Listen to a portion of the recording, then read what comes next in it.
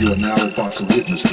Knicks Real Talk just entered the chat. We ain't Google apps like Google Maps. We don't use on YouTube, frugal with stats as usual facts. It's your man, the brand, his hands on, going hard like calluses. Who style this? Aiming at the mental with the game analysis. On a pregame show, read the script, you know we get it like crypto. In the rip though, I side really cryptic, we locked them from the get-go. On the Knicks show, it's the co-pilots in the cloud like Microsoft. We hot like salt, the KRT strip club leading up to tip off. We flew by confidence, put your Nick content in beast mode like my charm. We a cheat code, we roll the ball too far for you to reach on. We got teach on the show that's fire. Prior to Knicks going to the wire. Hit the entire game, somewhere in front of me, the numbers be. They don't lie, so we apply to up from the third eye. You heard why? It's the #1 pregame show that's hitting like Soto. But picture the photo of your bros that live that moto. It's the OGs, we outside riding in the orange and blue sky. In the Metropolitan, we connecting the vets go wallowing. And the Madness with the massive without shaking asses. The team streaming on major platforms are passing. Fans asking who the creed that's in the building killing this Nick to the passing.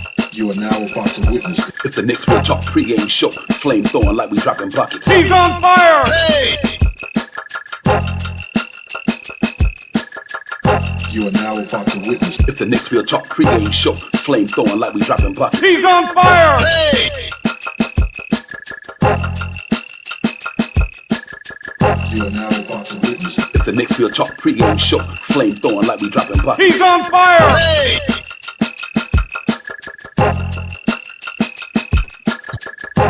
He's on fire! Hey!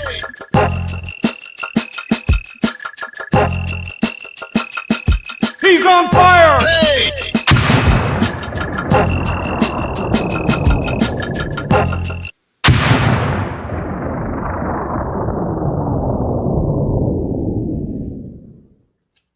Yo, what's good, everybody? What's good? What's good? Look who's back in the house. We in the building, man, for the summer, man, the free agency edition. Divine Shaw Powers, Knicks Real Talk. We in the building for a little while, man. Talk about what's going on today, what's going on in Lickland and everything like that, man. But we here, man. I hope everybody having a great summer and all that good stuff, man. And everything's agreeing with you since we won that NBA championship, ladies and gentlemen. Yo, Knicks, it's Knicks and 5, ladies and gentlemen. We ain't forgot. It's all good, man. But let me bring my partner in the building. What's good, my brother? Good to see you. What's popping? Salute to you, Divine, as always. Salute to the family in the chat. It is opening. It is open season. It is time right now. We will see what is going on and what will drop off tonight. I don't like throwing big soliloquies in the beginning, but this is a big thing. And happy to be back on. I haven't seen, talked to my guys in a while and stuff like that. You know what I mean? So it's a good time, a good way to broach back, way back onto the airwaves and stuff like that. So salute to you, Divine, as always. Salute to the family in the chat. Let's talk about it, Divine. Let's get it. Double AP, my brother, what's good? Good to see you, Double A, man. Good to see you, AP, my man. Cool, Casey, cool daddy, what's good? Travel by my brother, what's pop, my man? Good to see you as well. In the chat, Prezi the boss, of course, is in the building. John Rocks, what's good, man? You know what? Obviously, ladies and gentlemen, it's a big day today, man. NBA free agency, a lot of wheeling and dealing going on. We made a couple of minor moves. I don't want to call them minor. That'd be the wrong word. We brought back some key guys back to our team. We got a lot of free agents on this team who might not be able to come back. We don't know. We'll see how it goes as the course of the day go on and the week go on. Obviously, we'll talk about the big elephant in the room later on and all that stuff, man. But I'm just glad to be back here with you guys, man. And just glad to be y'all. Had a week at the beach, man. I was out there chilling, man, soaking in some good air, energy, some good water, some good sand, all that good stuff, man. But I'm back in the building with my partner in crime, man. We ready to get in here talk about it after coming off that historic NBA championship run that we did a couple of weeks ago, man. It seemed like it's been longer than that, but it only been a few, you know what I mean? But we captured that NBA crown, man. So now we got to go to the all season, looking to retool our roster, looking to do the things we need to do to get us back to that same place where we want to be, hopefully on a back-to-back scenario. It's going to take a lot of work to get it done, but I feel like where this team is at, and it's going to be interesting to see how everything moves forward, especially with everything going on today. A lot of wheeling and dealing going on, ladies and gentlemen. The East is making moves. Obviously, Giannis down here in Miami. Kawhi Leonard, he's going to Toronto. It's going to be a lot of things popping off. So we know we'll keep y'all informed. If y'all hear anything, y'all pop in the chat and let us know as well. But other than that, man, I'm just glad to be here with you guys, man, after the beautiful season that we had. And thanks to everybody who supported the show, whether you in the chat or where you streaming, where you streaming from, or whether you did this or that. But thank you guys, and we appreciate everybody hanging out with us all year long, man. But we ready to do it again, man. Next thing you know, it'll be season starting.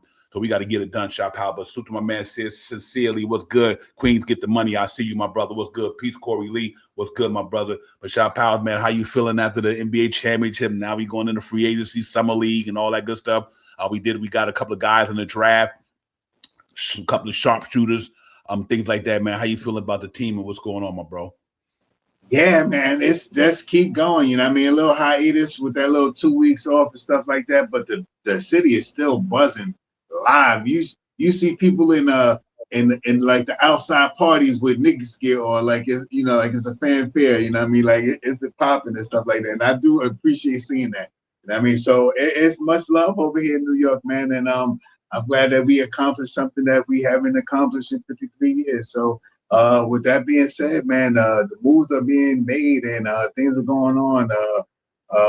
Right now, John Moran trade to Portland, Jeremy Grant, and for Jeremy Grant and Chris Murray. So things things about to get hot and on popping. And tonight we'll know where we are, where we set for how far we can go and who we're going to bring in and what we're going to do, because it starts from tonight. And next week starts the summer league, and it don't stop for the Knicks. This is what happens when you go deep into into June and stuff like that. So I'm happy to see all this stuff going on, and that means that we'll probably be on a little bit more. So that's what's up, man. And I'm glad to see what's going on, man. There's a lot of things going to be popping up, but we're ready to bring it to y'all. Yeah, facts, yo. Salute to the chat again, man. Salute to everybody in the building. What's interesting to me, ladies, that we got about 9 million below the second apron, the finagle out there. So and other than that, we would have to trade a couple of more people to get this to a situation where maybe you can get the butcher back in here. Corey Lee, get Mitchell Robinson back in here, at least on the backload his contract later on, I know Cat will take a pay cut, because I think that's just the way they operate. That's a family atmosphere there. And I think he done made enough money in his career to say, you know what, I'll take a pay cut. That's going to help the team even get more stronger next year. So that I think that's going to play a significant role in how we can obtain Mitch without going into the second apron. Or then you might have to look at some of the guys like Daddy A and Kolick per se that's under contract. We only got a few guys under there who could really can shred money. But they did do some good things with their money. Alvarado and all these guys. We'll talk about that as well later. But definitely going to be an interesting couple of hours, couple of days, couple of weeks, whatever it's going to be. Like I said, somebody can offer that man a little more, probably more on the weekend, a la Isaiah Hartenstein, ladies and gentlemen. You see what I'm saying? So we all want our boy back, but I think me and Shop Power, we talked about it early in the year on this show, that we probably lose somebody that we're going to love. You know what I mean? Just because of the CBA thing, this salary cap situation and all that. And like I said, Dolan talking about he don't want to go into the second apron. I'm not saying that he won't do it, because I think he might realize what could happen if another player do this, because that don't kick into the end of the year. You know what I mean? I don't know. We'll look digging more depth to it, but I don't know that the case. We'll see. But right now, I like the Warriors sign. I thought that was a good move. I like the Alvarado signing, and obviously Shammy was big for me. I'm big on them. All three of them dudes that we signed back, two of them played a significant role in the playoffs. And I think one of them going to be a significant player in our team this year. I really think that was, to me, the Warrior was like the New York Knicks top 10 pick this year to me. You know what I mean? Just signing him back, almost like he was that draft pick that we hypothetically, he was here last year. But that was a big thing for us to bring him back. And I really think that guy going to play a significant role on this team to keep us in contention. I might sound crazy to me, but when I look at the Warrior, what he could do, Shop Powers, I think that was an excellent signing. We didn't lose him 4 years, 10 million, 2.5 million a year. And his skill set is way more better than that. You know what I mean? So I think that was a good move by Leon Rose. I like the Alvarado move. He earned the right to come back, because what he did in the playoffs was big for us in the championship game. That was a good move, and Shammy was a good move. So obviously we got to see how the Mitchell Robinson thing going to go, or whatever they might do. But I'm really excited about these guys moving forward, man, because I think we did a good thing, Shop House. Yeah, we know that the Knicks says this is not the 90s Knicks. You know what I mean? This front office is for real. I mean, they put this team together. We won a championship, and I'm pretty sure that they are going to put some things together and make it seem like we got everything back. You know what I mean? If not, just a missing of getting Mitch back. They have A, B, C, D. I know they got down the line because we've seen it. You know what I mean? And and we talked about it this year. It's not like we didn't talk about it. You know, when the Knicks don't sign you back, don't up your contract and stuff like that, and it all looks good too. They play Mitch, no back-to-backs. They keep him healthy all year long. They got him all the way. They got him a championship. Mitch played the best in the championship game, the biggest rebound that Mitch Robinson probably will ever remember in his life. I ain't gonna say ever remember, but that was a very big rebound when he kicked it out of the chamber. So with those things being said, this is the perfect time for Mitch to get that bid dag. This is the perfect time to get that bid dag right now. Mitch is highly respected, and everybody know who Mitchell Robinson is. It's not a team in the NBA that don't know who Mitch Robinson is. He makes you go east and west. That's what Mitchell Robinson does. So I see what happened. I don't know what's going to happen with the New York Knicks, but I like them back, of course. Can they afford them? Maybe they can work some wonders. Who knows? With these guys here, we've been surprised all year long, so I'm not second guessing them. And if they don't got if they can't get Mitch back, I'm pretty sure they got a couple of back buck shots in the chamber still. So let's get it. Yep. APAP, just to answer your chat a few minutes ago, was LeBron James' tenure in LA a failure? Obviously, they got a championship in the bubble. Championship to championship. Whether people is not. I don't want to say it's an asterisk, but he did get one. But you know what? You have to look at it. I think you look at it in the totality. AD never stayed healthy there. He was there when AD was always injured. They didn't really bring in the guys they really needed to not defending LeBron James. So I'm 50-50 on that because they did bring him a ring, but I don't know if it's APAP about the pieces that he didn't have. Because like I said, 15 games a year, Mr. Davis just never panned it out too much. And I don't know. I don't know if they had, because of the salary cap implications with him, AD, and so on and so on. I don't know if I want to call it the failure, but I could say he should have was able to get another championship or something. But I think it also might have a lot to do with AP with that front office and the way they structure things around there. Because it don't seem like they really, other than AD, who was the other superstar they had out there, or another talented dude? And I'm not sure, but yeah, he's gonna go somewhere. The good thing, he can go anywhere he want to go now. He informed the Lakers he's not coming back. So, I mean, shit, if he want to come off the bench for us, I got a problem with $3 million. But we'll see. Kolick, we gonna hold that thought right there, AP, because we're gonna put up the our Knicks roster with all the salary cap implications. Because me and Shy Power were talking about this in the background. He said, "Only better say I'll be."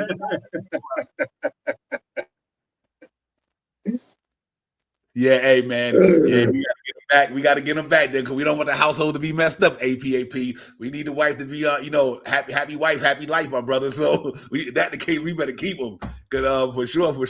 But we'll see how it goes, but man, it's gonna be interesting. But this back to the Mitchell Robinson situation. And when we open up the chat, we'll revisit because we can let the Butcher get in here and talk about it as well. But Shy Powers, this guy been here 8 years, did a lot for the team, had a significant role in the playoffs. Obviously, he not a lot of minutes, 24 minutes here and there. But he's a demon on the glass, one of the best offensive rebound, if not the best offensive rebound in the league. Anchor down there in the middle of the court for the New York Knicks. Just did a lot of things for us. Obviously, the trouble is the free throw situation, staying on the court on certain times because of the situation with the free throws. Was not able to show a lot of his bag if he had any because of the way the Knicks play, other than rim running, things of that nature. Obviously had a injury history that plagued him a little bit, but overall, his value to the Knicks is unquestionably, you can't doubt it. You know what I mean? We don't win a lot of games without him and Josh Hart offense rebounders. Keep rebounding. let's be clear, Divine. We don't win that last game without Mitchell Robinson. And just hear me out. Mitchell Robinson played a big significant role down that stretch of the game because Carl Anthony Towns was in foul trouble. Mitchell Robinson ended the game with about 3 minutes left, 2 minutes and some change left on the clock. And I mean, playing defense out there. You know what I mean? And throughout that game, that last game was probably one of the most minutes Mitchell Robinson played because of the foul trouble that Cat was in the last game. All right, that's it. Mm-hmm. Yeah, yeah. That's my homer for Mitchell Robinson right there. He is the reason why we won that last game, man. That rebound, that block, and he's just phenomenal. So that's my spiel. Yeah, yo, salute to the chat. Peace to the God of our wives. What's good, Wise? Good to see you, my brother. Peace, man. Now it's my bro. What's good over there, my man? Hope you're doing well this summer, my brother, for real. Slow peace to everybody in the building, man. Ken Son, what's good, man? I see you, man. What's good? Rocks, John, everybody, man. Salute to the whole chat. Womp Bag, I see you, my man. What's good, Womp? I hope everybody having a great summer, man, so far, man. It's hot and crazy out here, but hope everybody doing well out there so far, man. But yeah, man, like I said, I think if Knicks can bring them back, they'll bring them back. But like we talked about earlier this season, like we're gonna lose somebody, man, just because of the CBA. I mean, we literally talked about this early in this beginning of this season. Because of the CBA and the way we structured cap wise, you might not be able to bring back a certain player. And like I was saying, me and Sean Powell would say that, you know what? And these are scenarios, you know, because we all Nick homers here. You know what I mean? We want Mitch to be back here more than anybody. But like I said, you know, sometimes it's out of your control. It's not too much you could do because, like I said, he's the only guy on this team that wasn't involved in anything that Leon Rose did. Like Mitch was here before Leon Rose got here. You know, like Leon Rose didn't sign him in free agency. Leon Rose didn't draft him.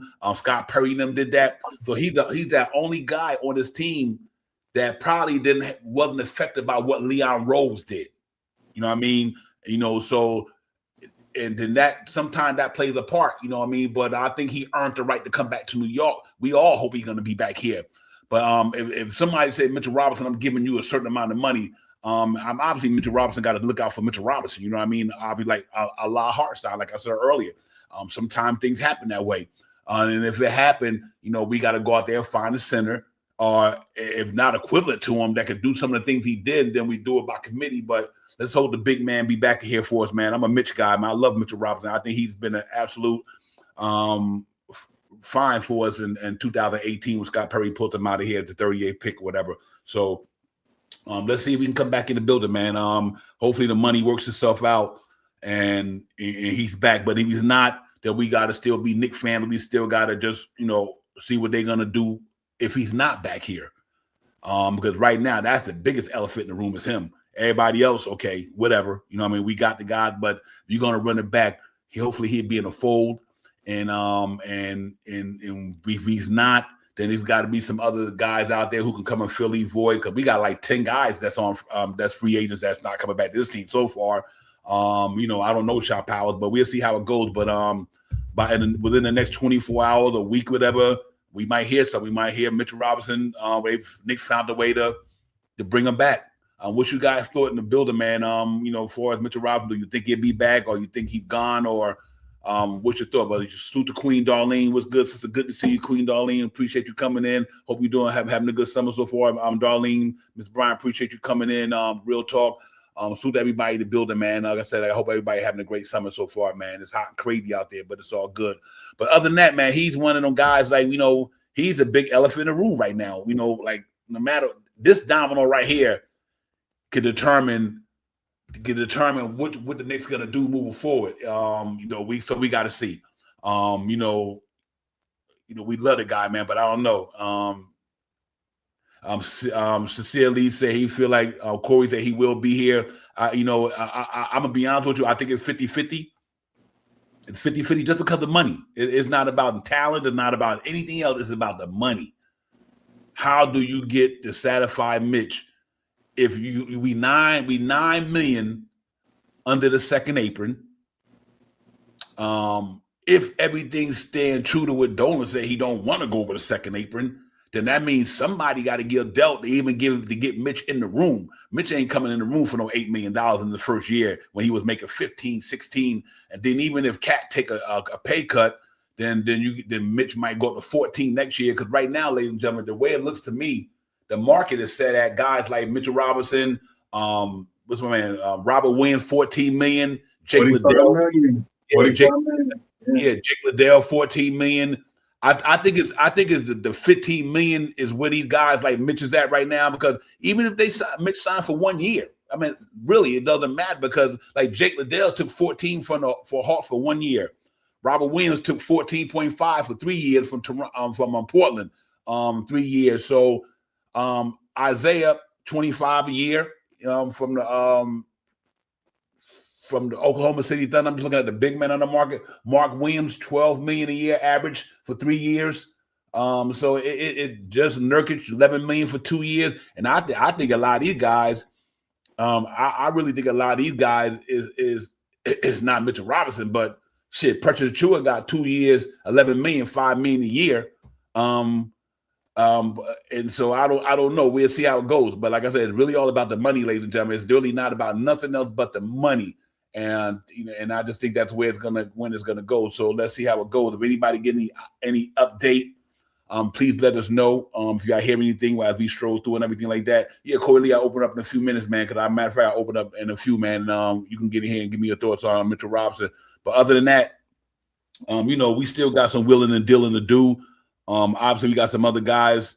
Real quick, we talk about, but I'm gonna hold up. We get back to that Mitchell Robinson story, Corey Lee. I'm gonna open up in a few minutes, but we get back to that for sure. But Shot Powers, these three guys that we brought in right there, that was a good move. Good move by the Knicks. I like the Alvarado thing. I think he earned that right to be there. And I think Shaman earned the right, and Mo Diawara. I really like these guys, what they did. I think this young man in the middle is going to be a phenomenal player, ladies and gentlemen. He just got the size and could do it. He could do guard things at a forward size. You know what I mean? He almost is, to me, is in the next couple of years, he's going to be special. I guarantee you next year, I think the Knicks just got better by even signing him. He will be in a rotation like we said last year, like the past season, like we said before the season was over. We always talked about it on the show that he will be in a rotation this year. He will be the backup power or small forward for the New York Knicks, no question in my mind. There's no way you could do what you did to Tyler Kolek and do what you did to Daddy A with him. His bag is too good, Shot Powers. So I'm happy about that signing. And I think you got a reasonable deal. He got 5 years, 4 years, 2.5 million. That's a steal to me. That's a Deuce McBride contract, ladies and gentlemen. That's a Deuce McBride contract right there. Like Deuce McBride had one of the best contracts in the league to me for what he could do. And I think the Warriors is really on the verge of that same thing. So I'm looking forward to him really getting out there this year, being able to showcase his full repertoire on a regular basis. Not no 2 minutes in or 3 minutes out, or when somebody get injured, then he got to be in the Knicks rotation from day one this year. He is literally the backup power forward or the backup small forward, whatever one you want to use. He got to be that guy. And so it was great having him. And Shaman, what can you say, Shot Powers? Damn it, Shaman. You know what I mean? Some of the biggest shots in the playoffs and all that good stuff. I'm happy with these three signings for sure. Yeah, I mean, they all earned the role. You know what I mean? Shaman, he earned the role, man. We don't go nowhere without Shaman's performance in Atlanta. You know what I mean? He performed in Atlanta. You know what I mean? We don't go nowhere without Jose Alvarado in that last game, controlling the pace. You know what I mean? Helping out. You know what I mean? He was in a couple of games where he came in and really filled in, but that last game, he really came in and played basketball. And this guy is what we're looking forward to, a big guy with 7'4" wingspan that's going to get out there and help the backcourt out. And I mean, what is he, 6'9", 6'8", 6'9", something like that. And, big, long wingspan, and he can shoot a three-point shot and get a little more bulkier and learn a couple more moves to the basket. He's going to be phenomenal next year. So all three of these things right here is great for the Knicks going forward, because this is corroborate. This is the togetherness. This is the team that knows each other. You know what I mean? Everybody know their name on this court right here. and next year they'll bring the fire next year. I have no question about those three guys on the TV on the screen right now. That's facts. I think that was some good signings right there. I just thought that they did the right thing with these guys. Bringing them back, I just think it was the right thing to do. So I'm really happy about that, man. No question about it. But for me, where this was interesting with this for me. Now, obviously Alvarado is going to be the backup point guard behind Jalen Brunson. No question. No question about it. He's a number 2 guard. Shamet going to be the backup 2 or 3. Josh Hart, for Josh Hart or Mikal, right? Mikal, and then you got the Deuce thing, or he back up one of the 3. Dewara at the 4. Shamet can play the small 3, and obviously Deuce and Bride. Right. Either way, these 3 guys are going to be on the court together more than likely. What's crazy about that scenario to me, Shot Powers, is when you look at now, the only void we got so far is the center, because Hot Party they didn't how would I say, Lord, I'm looking for, they didn't pick up his option or whatever. They didn't send an offer to him. So right now he's a free agent. So right now, without Mitchell Robinson, not Hot Party so far. No Shohan. They all free agents.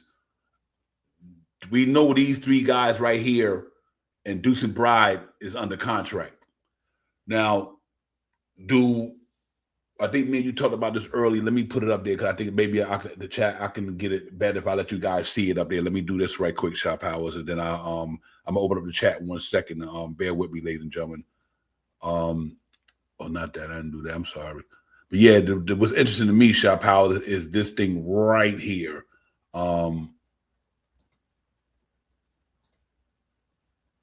Okay, ladies and gentlemen, if you look at this right here on the screen right quick, here's what's interesting. I think this kind of goes back to AP's super chat. And AP, I put that back up there. If you look at this board right now, in the purple is the guys we just signed: Landry Shamet, Alvarado, Muhammad Diawara. Shamet got 24 mil, 5, 10, 24 mil, 4 years. Alvarado, 3 years, 14 million, something like that, 13, 14 million. And Muhammad Diawara, 10 million, almost like 25, 2,500,000 for 4 years.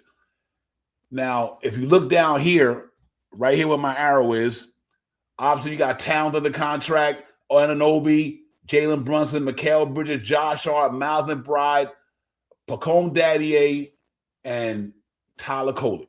That's the only guys that's under contract for the Knicks right now. And down here you got Shohan, no. McCullough, no. Trey Jameson, no. Hot Party, no. Clarkson, no. Perty, the first rounder. Mitchell Robinson, no. So you got 1, 2, 3, 4, 5, 6, 7 guys, counting Dylan Jones, 7 guys that's free agents. Now, Tyler Kolek and Pacone Daddier. Look at next year, ladies and gentlemen. Next year, Pacone Daddier got a $5 million club option, and the red is a club option. Tyler Kolek got a $2.4 million club option, and Josh Hart got a club option. I know they're going to pick up Josh Hart's club option. So, Shaw Powell, the reason why I bring this up, and we'll go back to that, Alvarado going to be starting this year. Backing up, right? Alvarado going to be backing up this year. Jalen Brunson. Shamet going to be there. Do you think in 2027-28 the Knicks pick up the club options and the player options on them other guys? What's your thoughts on that? No. I think these guys might be moves to be made at trade deadline. With the way their contracts are structured, because like you said, unless something, with Alvarado, Kolek may not get much burn. They may need someone for, I don't want to put him down, but for garbage time and stuff like that, when we starting to blow our team or something like that. But where's he really going to fit in? Daddy A as well. You know what I mean? Daddy A would be great if we can get him on the court. Big guy, but where he's going to fit in.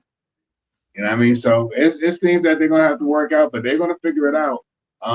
We need another big, though, no matter what happens. No matter what happens. If Mitchell Robinson stays, we good. You know what I mean? And then maybe they'll bring in Haka Purdy after. I don't know. But I know they didn't sign Haka Purdy so they can get him on the cheap. I mean, not saying on the cheap. Let me rephrase that. He gets $2.6 million. If they wait now, he'll get like $2.4 million. Yeah. It ain't like much of a difference. Something like that. Something like 20,000 to like something like not $200,000, something like that. It ain't much of a difference, but it makes money in the bank. So I don't know what's going on, man. Right now, you know, who's really out there that they can look for? You know what I mean? They got Looney. I think he's one of the top names out there since he played under Brown before. You know what I mean? But aside from that, who else is really out there that, you know, Precious has signed all the big names and already signed some contracts already. So, you know, if it's not for Looney, we might have to make a trade. We might have to lose a Daddy A. We might have to lose a Pacone. Oh, that's what I just said, Pacone Daddy A. What I'm talking about. We might have to lose we might have to trade Tyler Colin or something like that. You know, who knows what's going to go down? Because $2.5 million goes a long way if you're talking about a Pacone. If you're talking about either Pacone or Tyler Colin contract, $2.5 million right now can get you somebody, a big man. You know what I mean? That's on a rookie deal, a rookie scale deal, or 2-3 years in the league or something like that. So who knows? Yeah, Corey Lee, what's good, my brother? What's poppin', my man? What's good, fellas? What's good? What's up, y'all in the chat? Oh, y'all, yo. Yeah, peace, Now, peace. check me out, right? I just happened to catch the dude from WFAN, Carlton. Yeah. Now, you know, him and Dolan are tight. That's a fact.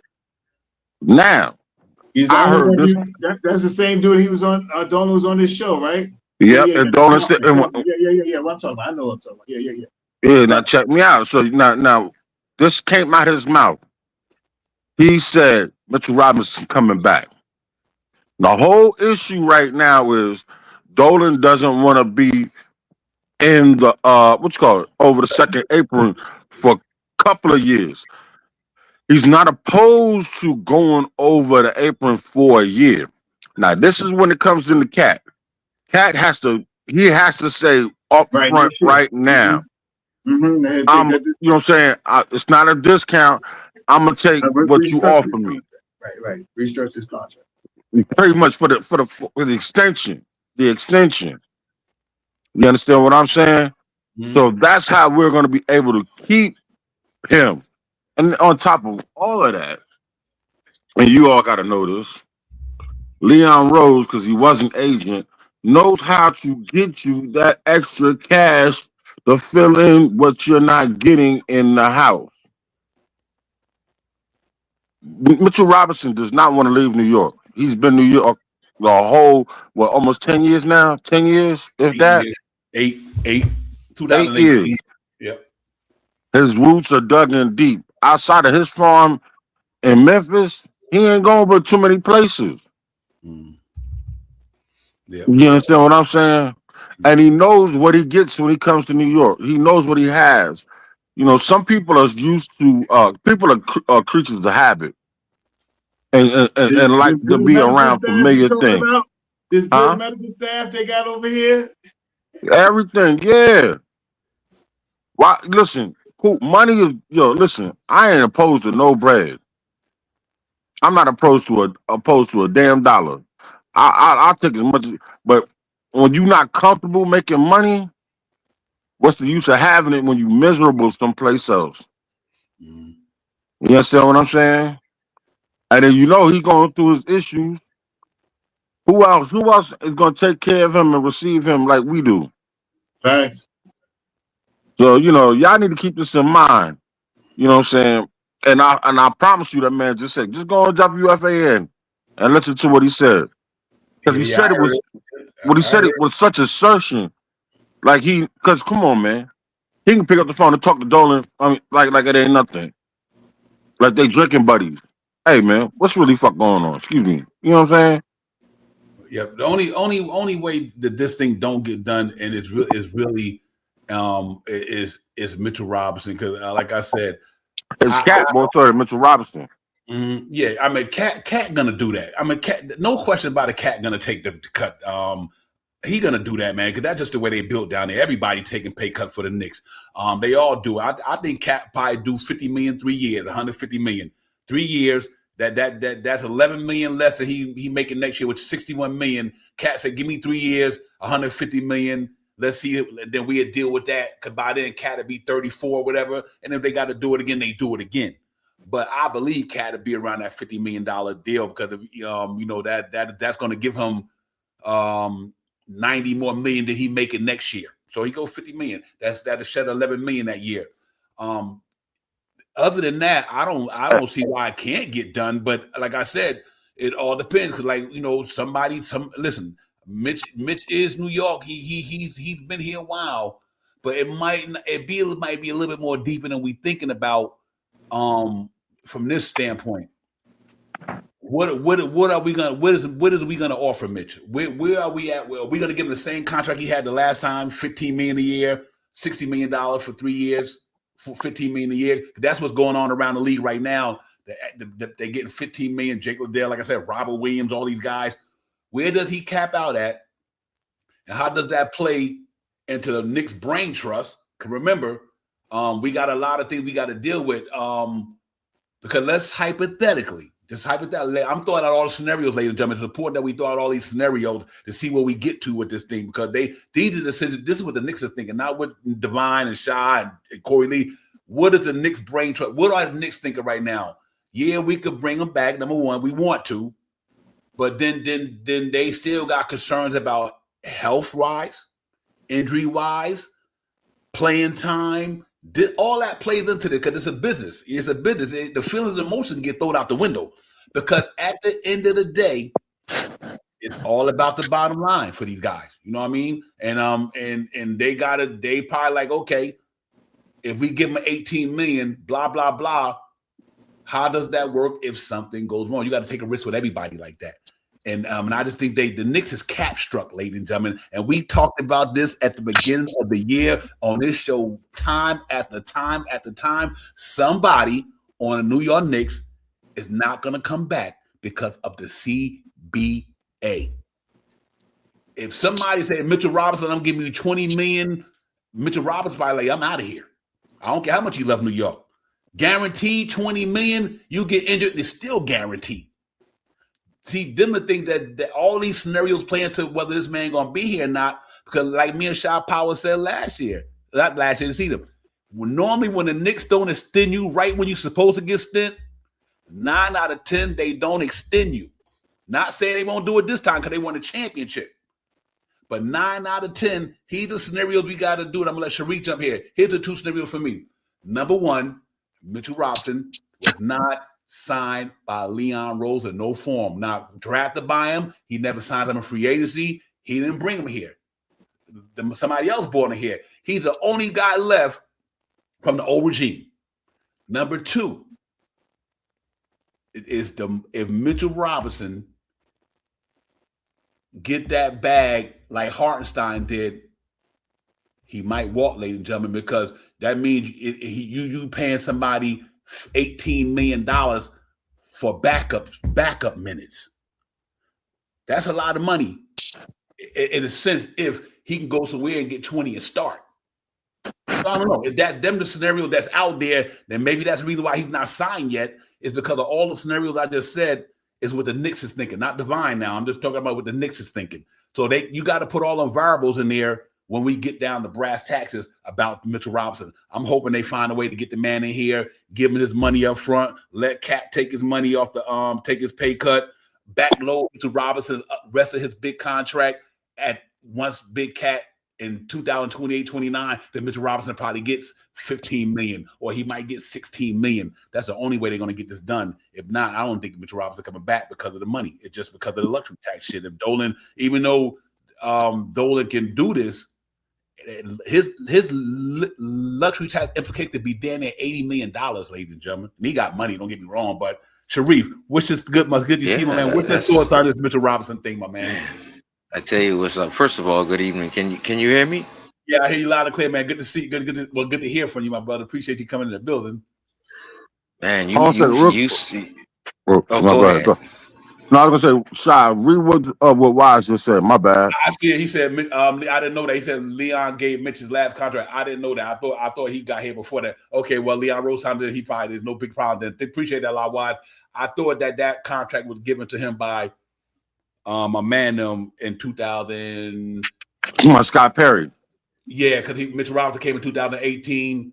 Yeah, that's right. You're right, because my man came in 2021. His contract was up. There you go. Thank you, Alawad. Pardon me, ladies and gentlemen, for that miscue there. He did 15, sign 14, what year is that now, right? Yeah. Yeah, exactly. He right. He dead on 2022 because that's 4 years from now. So we eliminate that part of it. But anyway, go ahead, Sharif. My bad. Peace, God. Appreciate that. Yeah, man.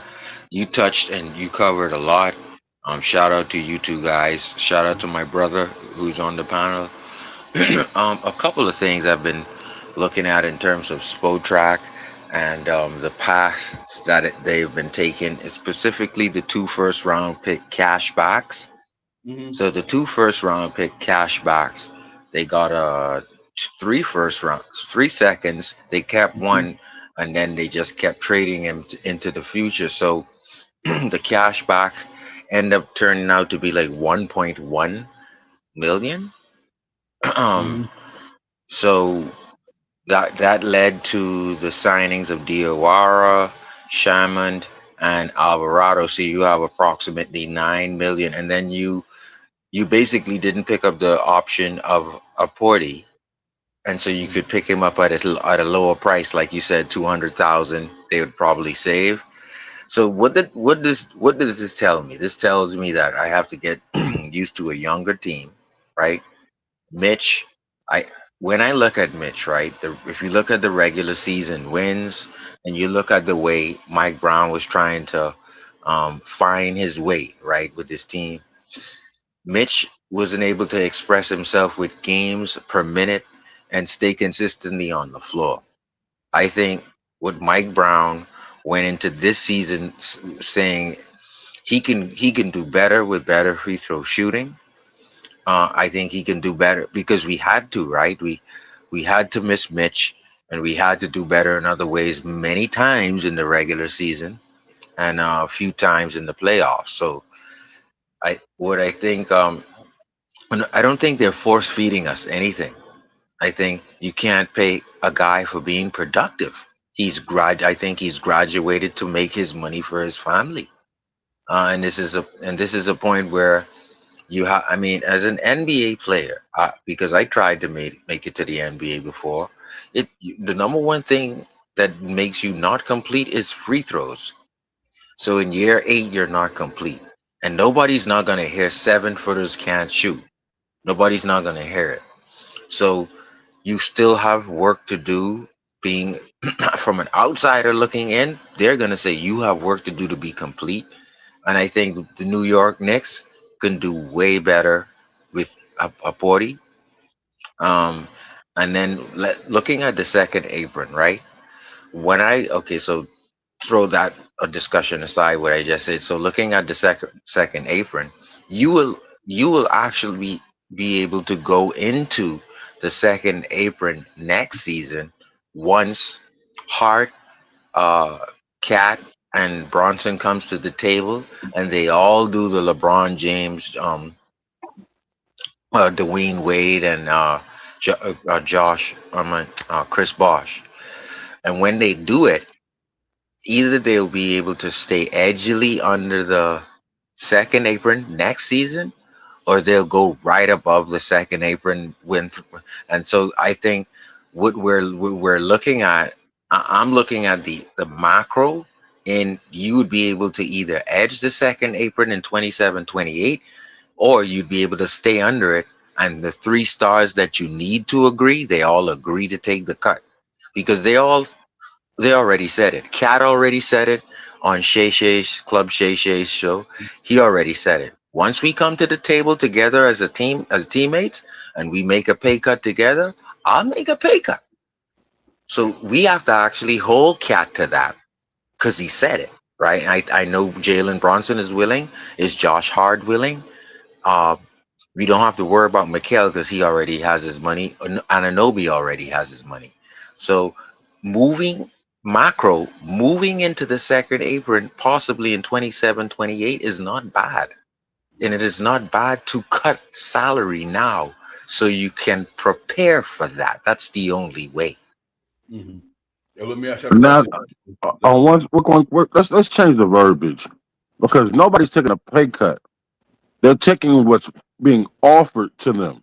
Let's get that. They're not taking less than what they already got. They're taking what's being offered because I now feel we're you. because that's because when you say that's perspective, you know what I'm saying. No, what I mean is the pay cut is that the Leon Rose is saying I'm gonna stay under the second apron, and That's I'm gonna not pay what I normally will for the intent to you use no. this to We're not keep Cat matching. Bronson and Hart in the future. So I'm not What just saying pay cut. I understand what you're saying. I'm not saying pay cut because this is what they're being offered or reneged. What I'm saying is they're going to stay under the apron now. All players know with the intent we're going to keep the big three next season. Yep. All players know, and they're shaking their hands doing this with Leon Rose. Let's stay under. So I used the wrong word. Sorry. Let's stay under the second apron now, so we can keep Cat, Josh, and Bronson next season. And they're shaking their hands, saying, "Let's do it like this season." Just look at Spotrac. They were 52 million by Cat this year. You'll be able to do it next season. You'll be Yeah. able to tell Jalen make the cut next season when he makes 33 this one. You'll be able to tell Josh Hart make another cut. And There you go, right there. Here, let me see. See Jalen Brunson. Here's why Jalen Brunson was a. I love it. This is why it was a pay cut. Remember, Jalen Brunson was eligible for a $200-something million supermax, ladies and gentlemen, but instead he left $100 million on the table. He was eligible for that. Like if he wanted all his money, the New York Knicks had to give Jalen Brunson $250-something million. But he left so in a sense, yeah, he took a pay cut to get it on the back end. Now, when Jalen Brunson's contract is up in 2028, New York Knicks had to give him $300-something million because he sacrificed his cut on the front end of his contract. So when he's trying to renew up for his next contract, which is in 2028, he got a player option for $43 million. Right. So he's gonna now the Knicks gonna have to get Jalen Brunson down to $70 million because he did them a favor. Well, I think they're gonna be able to. I think that this now what you're saying is you're knocking down what I'm thinking that Leon is trying to do, because you're saying that they're gonna have to bless Jalen eventually. But what I'm saying is Jalen and Cat and Josh has already agreed. Cat has already went on Shay Shay's podcast and said we will do it together. So now what you're saying is they're gonna have to bless Jay. That's going against what we're talking about. Jalen is gonna have to take a pay cut again, folks, to stay together. No. It's not my money, and I'm not saying he deserves it or not. It's not my money. I'm just saying to do it, you're gonna have to pay cut again. Here's what I think gonna happen. I think Big Cat. I'm gonna let Shaw Power chime in. Next year, Big Cat is eligible for $61 million player option. I think Big Cat gonna stretch that and say, "Give me $150 million for 3 years, $50 million a year." That means he's saving Knicks $11 million next year. He making 61 next year. He probably re-up, say, "Give me 50 a year." That's $150 more million. That's $150 million. That's $90 more million. That'll take him to 2,000. 230, 231. Then we can and we see where we at when I'm 34 years old. Right. Jalen Brunson already did that for. Now listen, Josh Hart got a player option. Now all depends where the Knicks is at. Let's say the Knicks next year, let's say they don't get to the promised land and they're going to say, okay, we doing a different direction. Who to say they're going to even bring Josh Hart back in the fold? They might say, you know what? Right. I'm going to take that club. I'm going to let you have your play. He might say, I'm going to opt into that player option for $22 million, or the Knicks going to say, I'll give you $20 million for 3 more years, $60 million. So Josh Hart would be like 20, 20, 20. It's right. It's interesting, man. Like I said, I'm just looking at right. You might as well say 30, 30, 30 for Brunson. So 90 million for 3 years, 80 million for I'm sorry, 60 million for 3 years, and then 150 for 3 years. So now you're under the second apron. Everybody's happy. Okay, you lost Mitch. Oh, yes, but you're able to keep everybody in 28, 29, 29, 30, and 30. But man, you're able to get these 3 rings out of this, man. Stop being greedy for Mitch, fans, in the comments. You got to get more rings out of this, bro. Do you think so? In other words, do y'all guys think that in 2028, Jalen Brunson declines that option, and you think Jalen Brunson gonna come back for $30 million a year? I mean, the dude eligible for almost $400 million. Like, remember, the dude gave the New York Knicks $113 million last year. He gave $113 million off of what he was eligible for. You think he gonna? I don't think Jalen Brunson. I don't think he's gonna do that. He's gonna listen, guys. I sacrificed $113 million for you already. You gonna tell me Jalen Brunson gonna sacrifice another $200?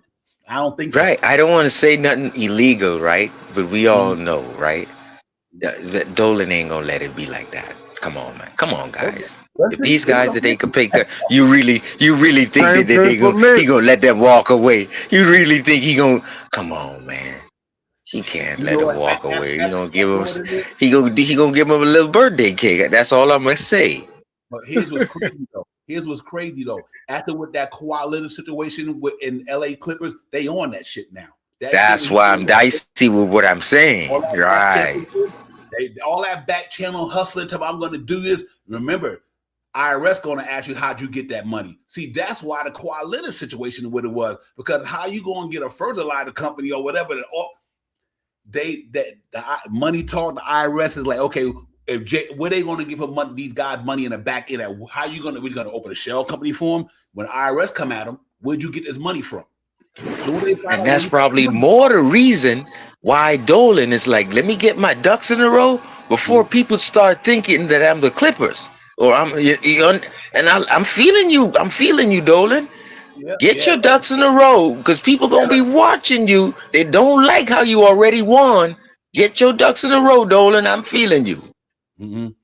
Yeah, Shop Pop, what's your thoughts on this thing, man? With for as give me your percentage of on a scale of 10 to 100%. How confident are you that Mitchell's gonna be back in the fold tonight or this week or whatever? What's your confidence level? All right, my fandom, 100%. Okay. Reality, 10%. I don't think they can. I don't know if they could physically finagle him, and because it's not just Mitch, it's about getting to 14, no matter what it is. You know what I mean? They're at 11 right now. They got to get to 14 players at least to start the season, or at least 2 weeks. They're at 9 right now. No, I think it's 11. I think it's 11. So I think so they save money with the 24 with Shaman. Okay. Yeah, I think it's 11. So if I don't know how they work it out, but if they got to get Mitch with the little bit of money that they have, they're gonna do it. You know what I mean? I don't think it's going to happen. We talked about it all year long, man. Mitch did not get signed. They made Mitch look real good this year. Didn't Mitch look good this year? Mitch was not hurt this year. They made 65 games, but he played and he was on the court, and he was on the court in big time and big games, especially in the finals. And what he finished off in the finals with one of the biggest rebounds in the finals to kick it out, solidify the win for the New York Knicks. What more prime time you need for a big $18 million contract than that? That's how you sell your player. You keep him healthy. You keep him going. You get him to the finals, he perform, and if you got to let him go, he gets a good contract. So that's what I think is going to go on because we can't afford him. You know what I mean? Unless it's some finagling they could do and give him this $10 million in the front end and back pay his money, 14 million next year, then next year, 60 million. I don't know how they're gonna do it, but it can be done. I'm not knocking this front office for doing anything, you know what I mean? But my fandom wants Mitchell Robinson back for what he did all year long when he got on that court. North and South is for real. I talk about Mitchell Robinson. He makes teams go east and west, and I stand on that all the time. Yeah. Can we get him back? Can He we get him back? graduated. Yeah, I'm not sure. You know what I mean? I'm not sure if we can get him back. So, And we gotta give our coaching staff credit. What I think was happening here is you're building an academy and a factory to whereas what we got here, a Porty. Let's give a Porty a season and a half. You know what I mean? But also, what I'm saying is, look what we did with Mitch. Mitch has a free throw faulty, but we still brought him to what he was. So I don't think we're off bad by losing him. I think we're actually in a place where we can develop anyone who lands here. I think we got to give our coach and Patrick Ewing has a championship because he worked with Mitch and Haporti. So, yes, man, Mitch could go get his money, man. I'm happy for him. I'm happy for Mitch, man. I feel good because I'm a Knick, and the Knicks will get the Knicks center the way we want them to play. Go Knicks. Yeah, it's gonna be interesting, man. Like I said, I want him back too, and like I said, 'cause I'm a Mitch. I've been a Mitch guy since the day he walked in the NBA. But like I said, sometime with this money, man, shit, reality sets in, ladies and gentlemen. It really does. It's like, okay, it's. I think it's gonna either. It's only way two things that's gonna way this thing gonna go to me. You either go into the second apron. Number one, you either go into the second apron, or we got to get Big Cat to do what he do. Other than that, we'll see how it goes. He's a big elephant in the room, ladies and gentlemen, and that's the reason why we're having a conversation, because he's a big, intricate part of this championship run that we had. His presence in the middle, because being that Big Cat is not that uber defender like he is. You know what I mean? We paying Mitchell Robinson for what he could do on that side of the ball. You know what I mean?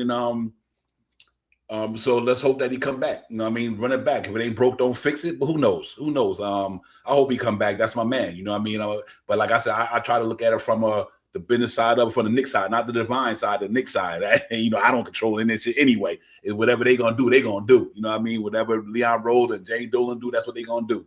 But let's hope he come back in the fold, Corey Lee, because he's one of them guys that been here from day one. We drafted him. He went through his peaks and valleys, his ups and downs and all that, but the man still standing. He delivered for it. So I guess you got to reward him for delivering for it.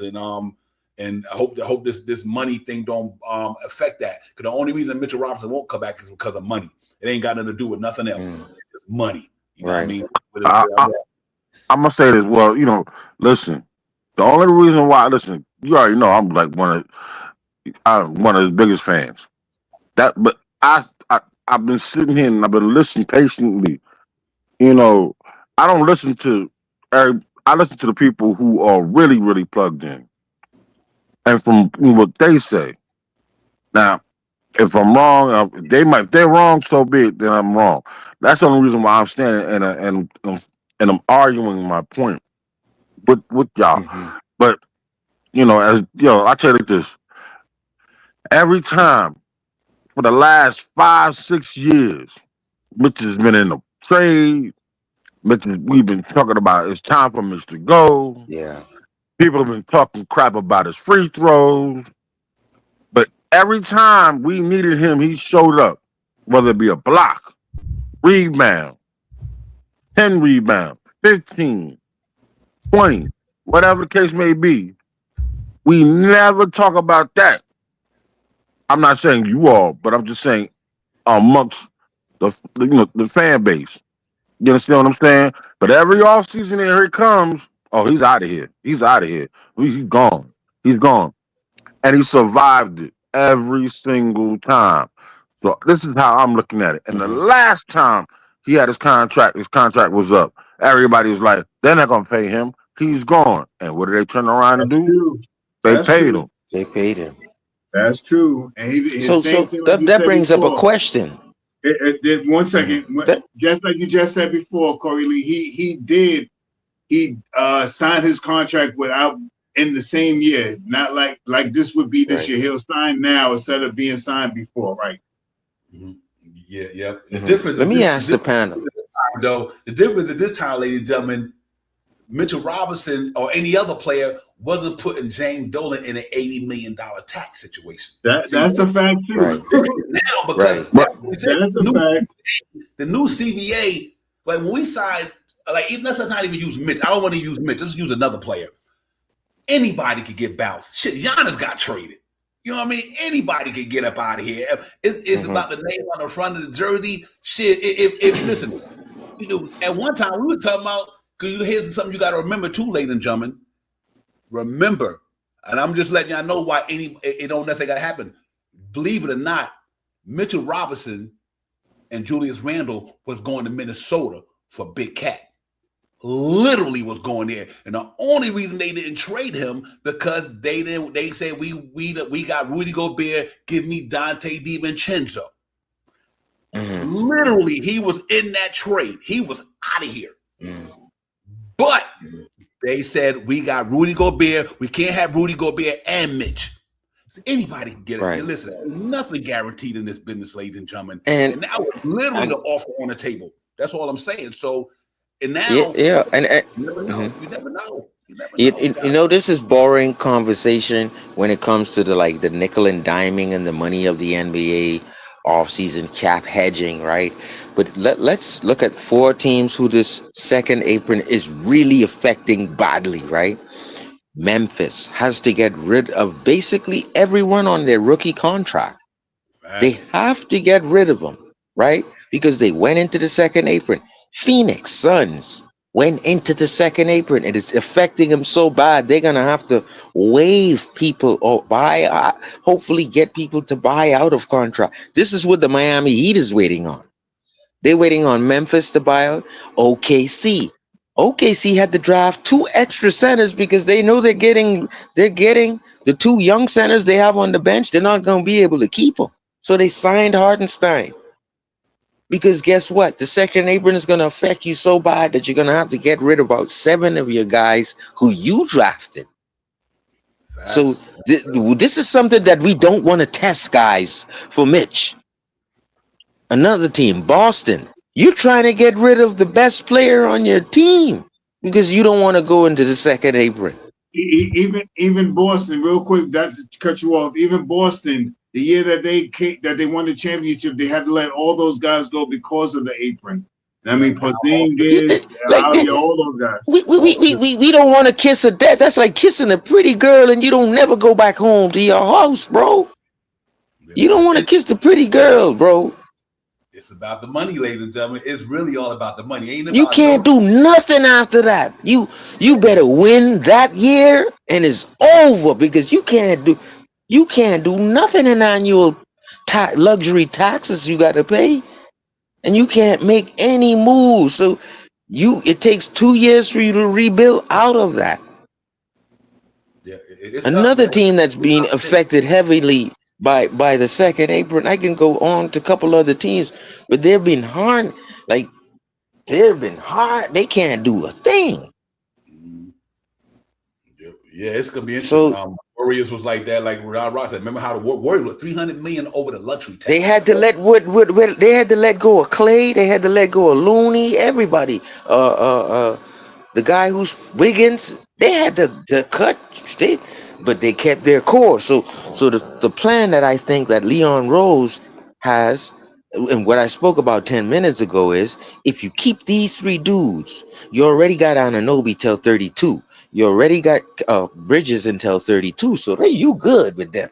Yeah, so you just got to keep the big 3. Right. You just got to keep the big 3. You sacrifice Mitch, guys. You don't want to kiss this pretty girl yet. You want to kiss her next year when 2 of these 3 guys take a pay cut. Because if you give Bronson $400 million and Cat takes 3 for 50 and Hart takes 60 for 20, we good. Yep. You didn't have to kiss her. You don't want to kiss this pretty girl. Yeah, it's gonna be interesting, man. But like these are scenarios that we have to deal with because of the money. It's not about the talent. Like, we don't love these guys. I'm a big ass Mitch Homer. Trust me when I'm telling you that. But I'm also a realist too, though. It ain't about we don't like him. It ain't even about us. It's about what the Knicks is doing. Divine don't own the Knicks. I don't run their money. But because of what the Knicks is want to do, all this is predicated on what the Knicks gonna do, not what we gonna do, because we don't got no control over none of this shit. You know what I mean? But what I try to do is look at it in the sense of what is the Knicks is thinking, because that's what it all boils down to. What are the Knicks is thinking? Short term, long term, this and that. Sometimes you listen. Josh Hart not even guaranteed to come back to the Knicks after next year. You won't know that. Shit, he might be going. Man, if you listen to the roommates and you heard how he spoke to Mike Brown, you would think that, listen, man, he on a short leash, man. Hart is on a short leash, man. But check this out. I heard everything y'all saying, but y'all still don't understand. We got one of the best numbers crunchers in the league.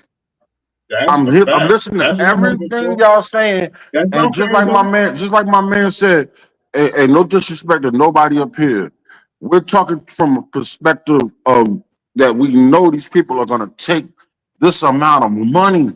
I mean, we don't know what you got to understand. First of all, there's an offer. We understand what they can get. These players this team understands what they need, what is out there. They know what's out there. They know they're going to get offered a certain amount of money. And with this, these are all smart adults. And they all know that there's a certain type of amount of money to keep everybody happy, to be a consistent winner. Nobody's thinking about, well, I need all of this for myself. That's how them other teams think. We're not thinking like the Knicks are technically like a family. Now, maybe I'm wrong. It doesn't matter. These are individuals outside of this family in itself. But with that said, you need to start adding that in there, because we're talking in definites. Like, these people are definitely going to take the whole 400 million. Cats definitely going to take the whole 350 million. We don't know what Leon's going to offer them first. We don't know what kind of conversations they had going on. If these cats want to consistently win in this climate of the CBA, that's it. Well, you can rest your heart and know. 1 second. I gotta go because I gotta take care of the business. Okay, I'm gonna listen to y'all in the background. You know what I'm saying? I'm still here. Right, you know it is. I love my brothers. Y'all be good. Shout out to y'all in the chat. Be good. My brother, peace, my man. Thank you for coming in. All right, man. Take care, brother. Yeah, real quick. But you could rest.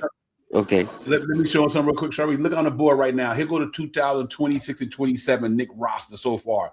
Landy Sherman, $5 million. Alvarado, $4 million. Dewara, Karl-Anthony Towns, Anunoby, Brunson, Mikal Bridges, Josh Hart, Miles McBride, Bacone Daddy, and Tyler Coley.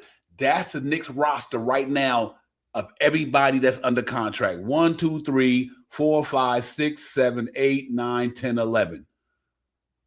That's their roster. And technically, you can carry 14 up to trade deadline.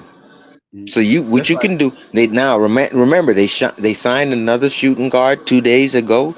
He's going to the summer league with Kyle and with Nickel, right? I'm guarantee you, someone is going to play well in the summer league. Nickel is coming back up. I think they're gonna. So when they get a Porty, that'll be 12. A Porty is coming back. I can guarantee you a Porty is coming back. That's the center. That's the backup center. So now you have Nickel, Kyle, and someone is going to play well from summer camp. That's your 14 there that you can carry into trade deadline. Guess what? You're under the second apron. Let's go next. Let me ask you a question real quick, because is this predicated on Mitch coming back? Because if Mitch come back, then Hakaporty the third center.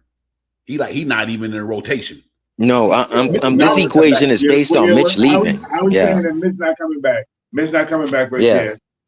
Mitch, man, I can hear it in your voice, man. You love Mitch. But I love him too. And listen, man, people don't know the steals. The steals and the quickness to be able to recover on a 3-point shooter. I don't see nobody else who can do it, but guess what?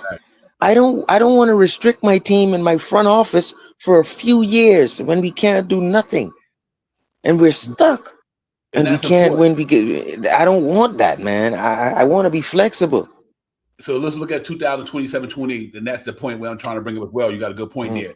Okay, 5 million, 4 million for Alvarado, same thing. Now it's Carl Anthony Towns. Let's not talk about no cuts or nothing. 61 million, Anunoby 45 million, Brunson 40 million, Mikal Bridges 36 million, Josh Hart club option. And if Jalen Brunson's still here, they're gonna he took it. He took it because he's paying for the team meal. Yeah, he took it today on the roommate show. Now, on the roommate show today. Malcolm Pride probably won't be coming back. Pacone Daddy, they not giving Daddy no club option for $5 million, and maybe Tyler Kolek. So going in the next 2027-28, so far, the way this look, New York Knicks have 1, 2, 3, 4, 5, 6, 7 players under contract. 8. Am I right? No, 1, 2, 3, 4, 5, 6, 7, 8 players under contract. If they don't pick up Daddy, Tyler Kolek, they don't sign Deuce and Bryant. 8 players.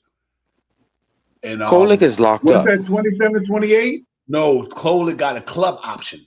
In the red is club option. They can say, I don't want to pick up that means two-way, right? I think that means two-way. He could go to summer league and come back. No. The club option means that if we want you, we'll keep you. If we don't want you, we can let you go. Plain and simple. That's what the player option means. The player can say, like Carl Anthony Towns say, no, I'm opting into my $61 million. I'm opting in, I want my money. That's like what LeBron did. LeBron opted out. Yeah. Right. And that's what happens with Josh Hart. Like, see, Josh Hart, the Knicks, the red, that means the Knicks control that. The green means the player control it. So the Knicks control Josh Hart contract. Knicks control. I think they opted in today. Yeah. And see, that's the Knicks control. The green mean that the players got control, and they ain't nothing to do. Like Jalen Brunson, him and Anunoby in 2028-29, they can either opt in or opt out. Knicks can't do nothing unless they trade them, obviously, But so to me, the money is crazy, man. It, like I said, all depends on what James Dolan want to do with this shit. I really believe what Leon Rose them gonna do. If they're gonna get these cats the money, if he going over the second apron, or he not going over the second apron, the easiest thing to do is just go over the apron.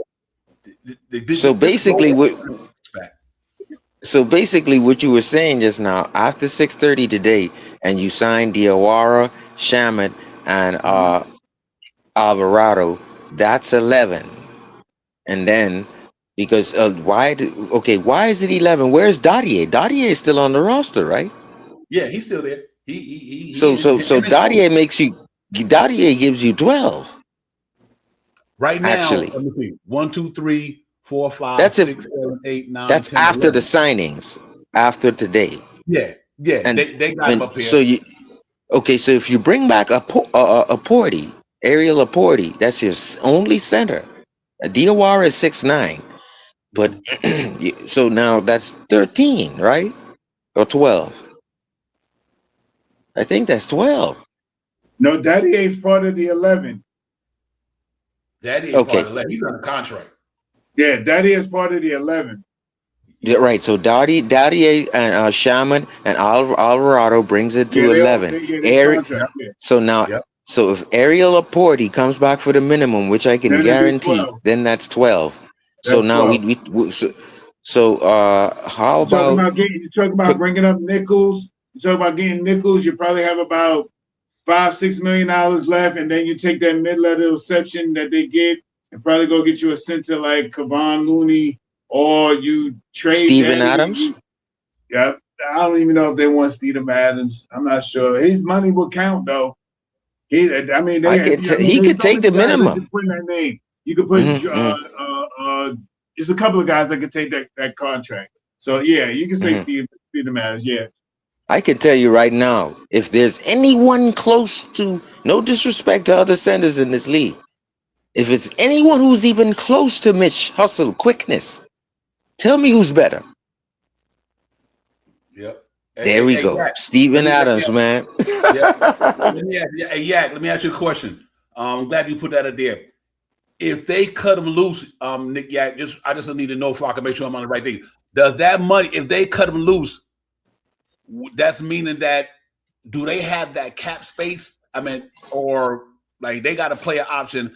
If they don't pick up their option, they could walk. But what about they pick up their option? Does that indicate that we picked up their option? But if you pick up their option, you cut them, that means you on the book for them, though. Am I right or wrong? Am I saying that right? If Big Cat got to play an option, let's say he pick up an option, but the Knicks let him go. Don't that 61 million count against their cap, though? Yes, yes, it does. Yeah. Okay. Yes, it does. Yeah. So I don't see him. So this is why you see you need buyouts. This is why the Miami Heat's waiting for buyouts from Memphis, from OKC, teams that are loaded down into the second apron and have to let players go for letting them go sake so they can go. They have a timeline that they have to get under the second apron, or they'll get a whole boatload of other taxes. This and the Miami Heat is just waiting. They just signed Tim Hardaway Jr. He went back to Miami. So they loading up down there. I'm gonna tell you, they gotta be careful about Miami. They just waiting for buyouts. This is what the second apron does. The second apron makes teams pay, and then you got teams like Miami Heat who can just have Bam and Giannis and fill out the roster, waiting for teams like Memphis and OKC and Bulls and Phoenix who are getting punished right now. And this is what it is. What it is. Let me ask you a question, Shao Powers. And right now, we already know who our starter five is, right? So Alvarado's the backup point guard, right? Basically. Shamit is going to be either 2 or 3. Deuce McBride going to be there. And the Warrior going to definitely get mad playing time this year. I just think he got to crack that rotation. So you got 4 guys right there. The only one I didn't call out yet is Mitch because he's undecided so far. So even with that said, do you go Mitch, DeWara, Shamit, Deuce McBride, and Alvarado? That's your 10-man roster. Am I right or wrong? Yeah. That's exactly. I mean, if Mitch comes, whoever it is going to probably be more of a pick and play. Who's going to be in tonight? But more than likely, it's going to be. Hopefully, in my opinion, I think it's going to be like a 10-man rotation, especially if Mitch is not there to fill in the spot. And I mean, you're not going to run Cat the long term, so he's going to get the rest. You might give additional minutes to maybe OG. Maybe you might give additional minutes to Josh Hart, depending on who you pick up. But if not, then you run DeWara, let him get those quality minutes in that second unit. You let him get in cahoots with Deuce McBride and Alvarado and Shamit. And then it all depends on who you put in as the center. If it's Hakapurdy, then it's going to be a really young court, but they're going to know the plays, and they're going to know the routine, and they're going to know the players. Or you go and get someone a la what I want is Ease Missy. I mean, but that involves a trade to get him, if I'm not mistaken. If you have to, in order to get Ease Missy, yes, it'll involve a trade. Right. That'd be like a DeWara pick. I mean, not DeWara, Placone or Tyler Kolek. That money will get. But more than likely, you'd have to include McBride. Yeah, not for Missy. Not for Missy. The money matches pretty much. I mean, you'll probably have to give some second rounds or something like that. Probably some of that money that was offered in some of these trades and stuff like that.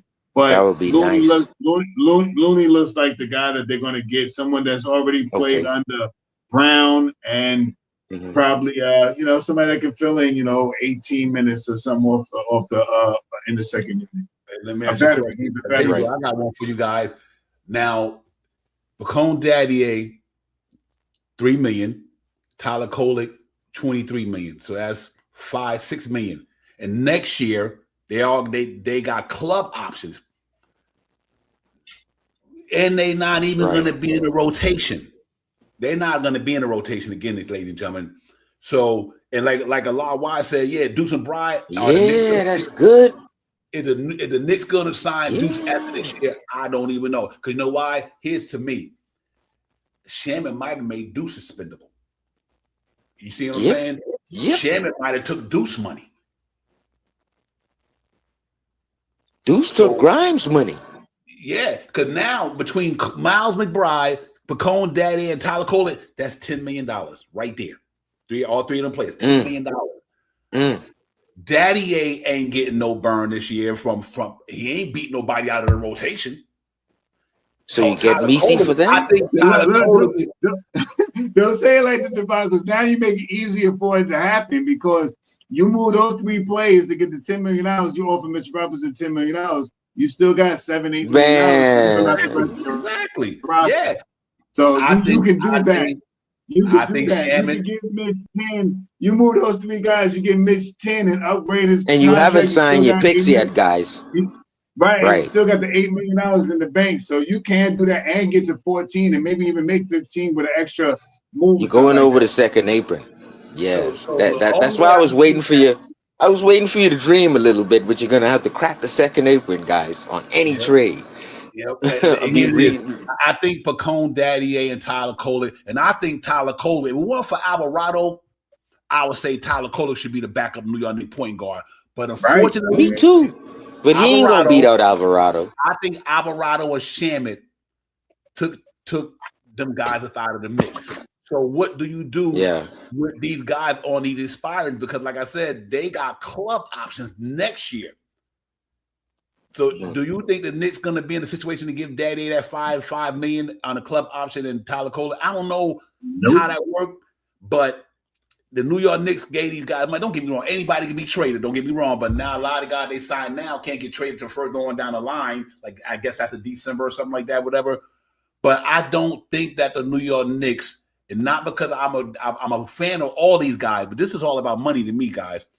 I just don't see the Knicks signing, giving Daddy an extension. I don't see him giving Kolek his extension because they gave it to Alvarado and Shamet. I just don't see it happening. That's all I'm saying. I don't see it happening. Not because we don't love him. I think Deuce plays out the year. I mean, Deuce is too valuable. He got one of the best contracts in the league to me. I mean, you can't get a guy who can defend anybody, any 1 or 2 point guard, or just about any point guard or shooting guard in the league. And he's truly a 3-and-D guy. So I think Deuce Bride is good. I think he's good. But I think when it comes down to re-signing him, that's what I'm worried about. Are they going to be able to get Deuce Bride? I'm hearing $12-15 million. I'm hearing that Utah loves Kolek. And the thing with Utah and their centers, they got centers, man. Yeah, but the thing is, the only thing you could do is like a player for player exact young rookie contract money, right? So you'd be getting you would have to probably throw in a couple of your future pick seconds and Kolek for the center that you want off Utah. Utah loves Kolek. Shout out to the guys on Utah podcast.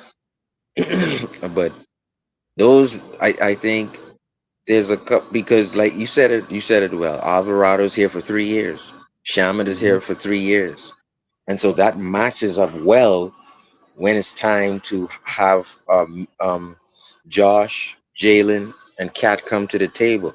That lines right up. In 31, these guys will have basically they can get an extension, which is reduce the final year of the current deal and put it into the signing bonus, and then have them play out 2 more years in 29. All of these guys can come to the table.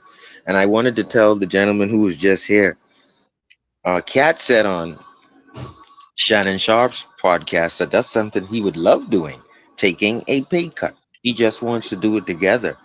And so I don't have no fear in, what will Cat do? Oh, Cat wants his money. No, this dude already basically put his foot in his own mouth. So I think he's that kind of guy who says what he will do, and I think he will do it. And let me ask you a question. Just speaking of the Utah thing, which is interesting to me, they just sign Nurkic back? They just signed Nurkic back. So they signed Nurkic back. They got Flipwowski. I wouldn't Flipwowski, but I'm saying it right. Walker Kessler is now going out. He's a free agent. He's going to meet with the Lakers.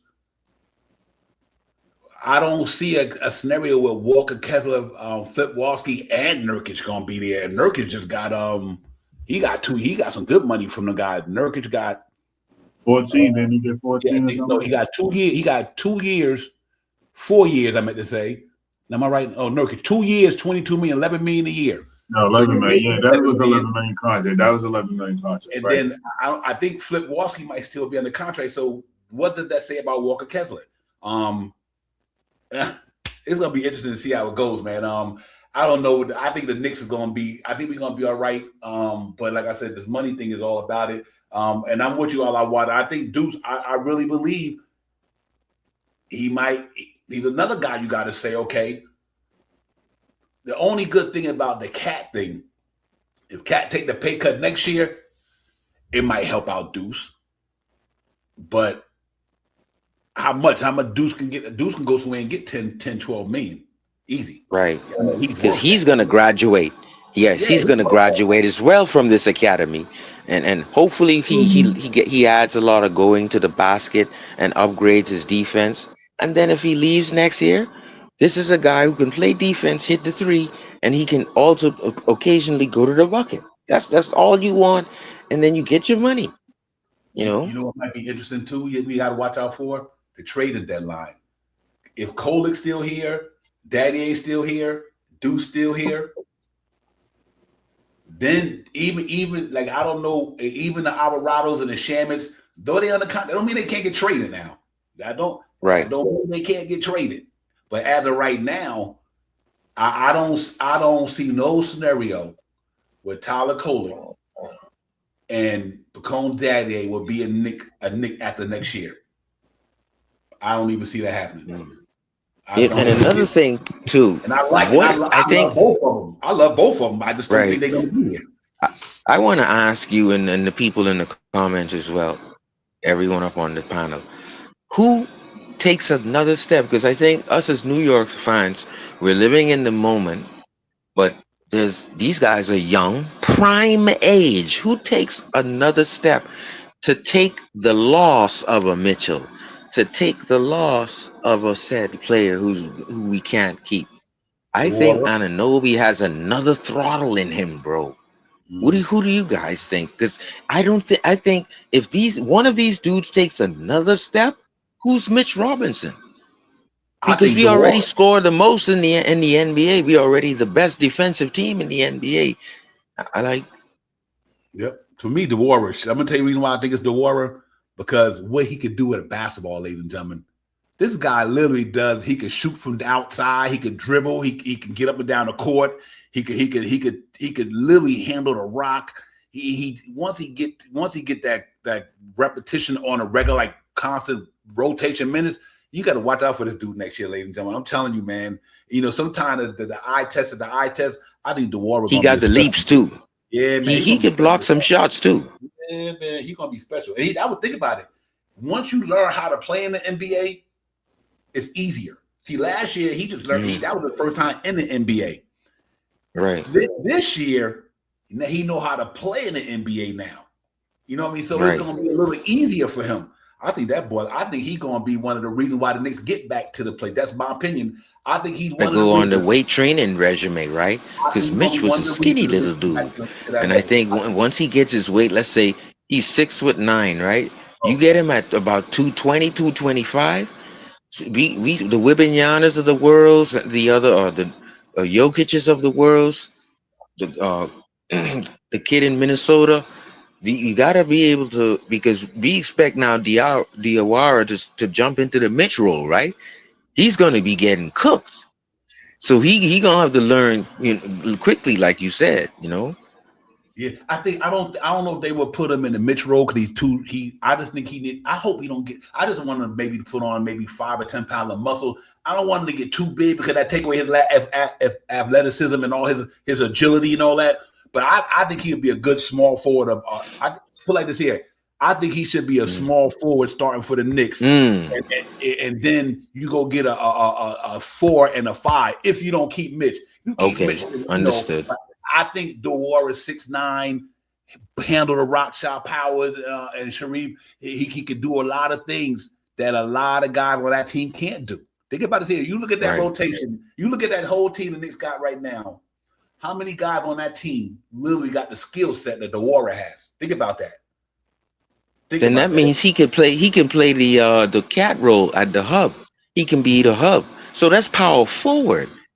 I never looked at, who I looked at him as? He reminds me of Jeremy Grant, a wingspan guy who's very quick and block shots, steal. Jeremy Grant has been in the NBA for a long time, making money. Yep. He got Defender. traded, right? I think he just got traded too. Yeah, to Yep. Memphis. To Memphis. So to me, Diawara is a Jeremy Grant. That's not center the position for me. That, like you said, that's more forward. Forward, yeah, Have forward. skills, has a skill set. So that still means we need Hakporti to step up. Yeah, man, we need Hakporti to step If up Mitch big come time. back, if Mitch come back, which everybody hopefully will, then I'm good with Mitchell Robinson, Dewara, Shamit, Deuce, and Alvarado. I'm good with that. I think that's an awesome second unit right there. So you got 4 guys on that court literally can knock down 3-point shots. Literally, and you got 1, 2, 3, 4, 5 guys who play both sides of the ball, ladies and gentlemen. All of them do. Right. All of them do. That shit Right. crazy. Alvaro play both sides. Shamit play both sides. Deuce play both sides. Diawara play both sides. Mitch, he more talented on that one side, but I think if you open it up and give him some opportunities, he probably can play both sides of the ball in a lot of other ways. But that's a nice rotation, bro. Oof, that's And crazy. while the NBA is going this way, they're going Wimby, defend Wimby, defend. If you look at the draft, the San Antonio really took power from the league by drafting some of the good centers in the draft, right? And they needed a power forward to slot right in. They got their power forward in Reed, right? He's gonna take over Champagne. I don't care how much threes Champagne is hitting. He's not gonna be the power forward next year, standing on the side of Wimby. So they got their power forward, Who they right? draft? I wanted. They got Reed. I wanted him, Nas right? Reed? Yeah. Nas They Reed went to Charlotte. no, Nas I'm Reed. talking about the kid Reed. Um, he was the highly touted power forward Oh yeah, center, okay. I know you're talking. Oh, my They bad. Okay, yeah, you're right. Yeah, absolutely. and they drafted him at 21. We were at 24. I'm like, damn, man. And they needed a power forward. Champagne wasn't gonna take over Ananobi. Nah, Ananobi was cooking him. And that's what I was about to say. Maybe Ananobi toys around with the backup center until we get Hakporti and Diawara more fit. Because if we're going small, Diawara is a key. And if we're going like, okay, uh oh, Ananobi had to hold Wibanyana many times in the finals. So I'm not afraid if we're going through the regular season. Oh, we don't have Mitch. Yes, let Ananobi slide into a position that he's already used to, 1 through 5. And we're not discussing that enough. Yep. Did anything happen did y'all hear about in the free agency? Did anybody get signed that we didn't hear about? I know, like I said, I heard Tim Hardaway go there. Did anybody get signed at the 6 o'clock that we didn't? Shop Powell, did you see anybody? I didn't see anything. All my things is on. I'm checking different sites and all that stuff. I haven't seen anything. Last thing that I seen was it wasn't nothing super major. I didn't see nothing major. That might mean a good thing. That might mean something.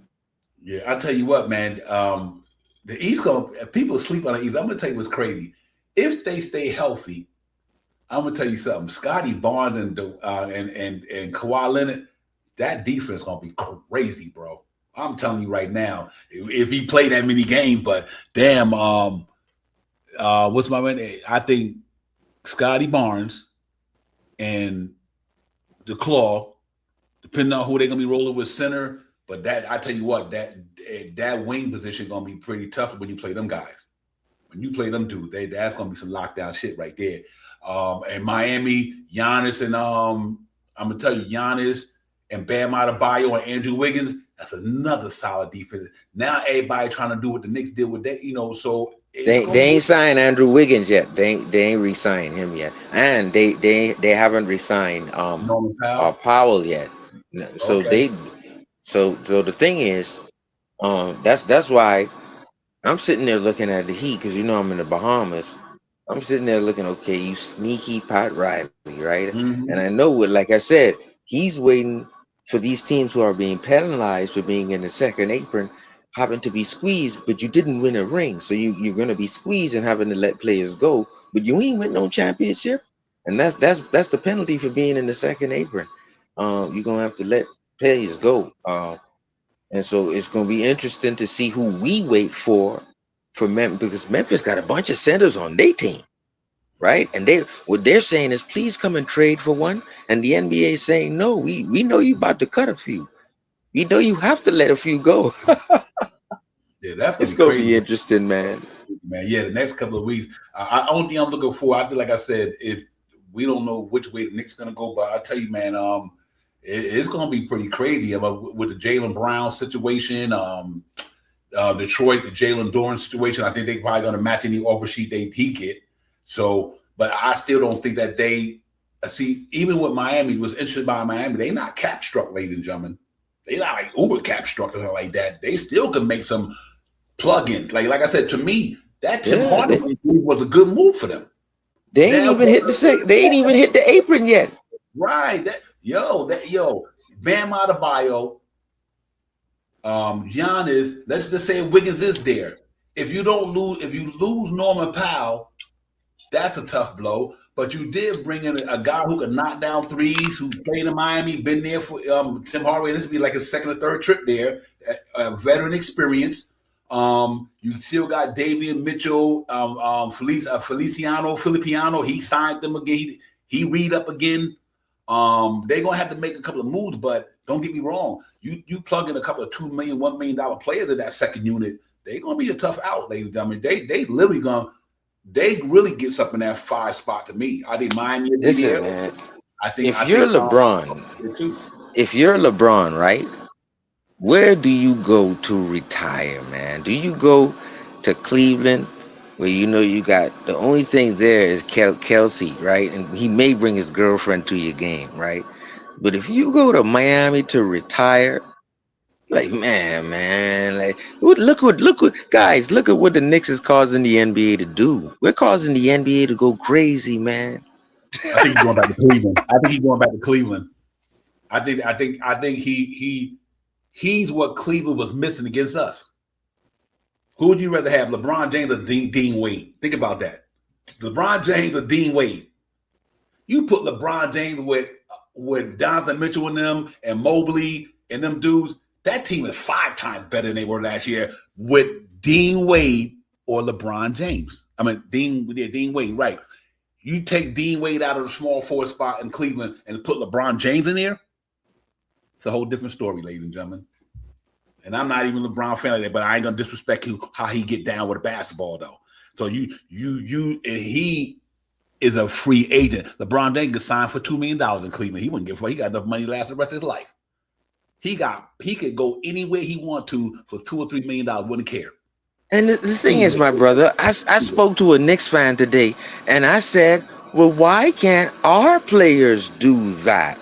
They've already made enough money in there. Like Cat has made so much money before he started even making playoffs. Like when we talk, like why can't our players take the $2 million that LeBron would take just to? You see what I'm saying? So it's like, I don't know, man. Listen, man, if they gotta go make their money, go make your money. I ain't hating on you, but listen, man, ain't nothing wrong with doing what Bronson did once in a while.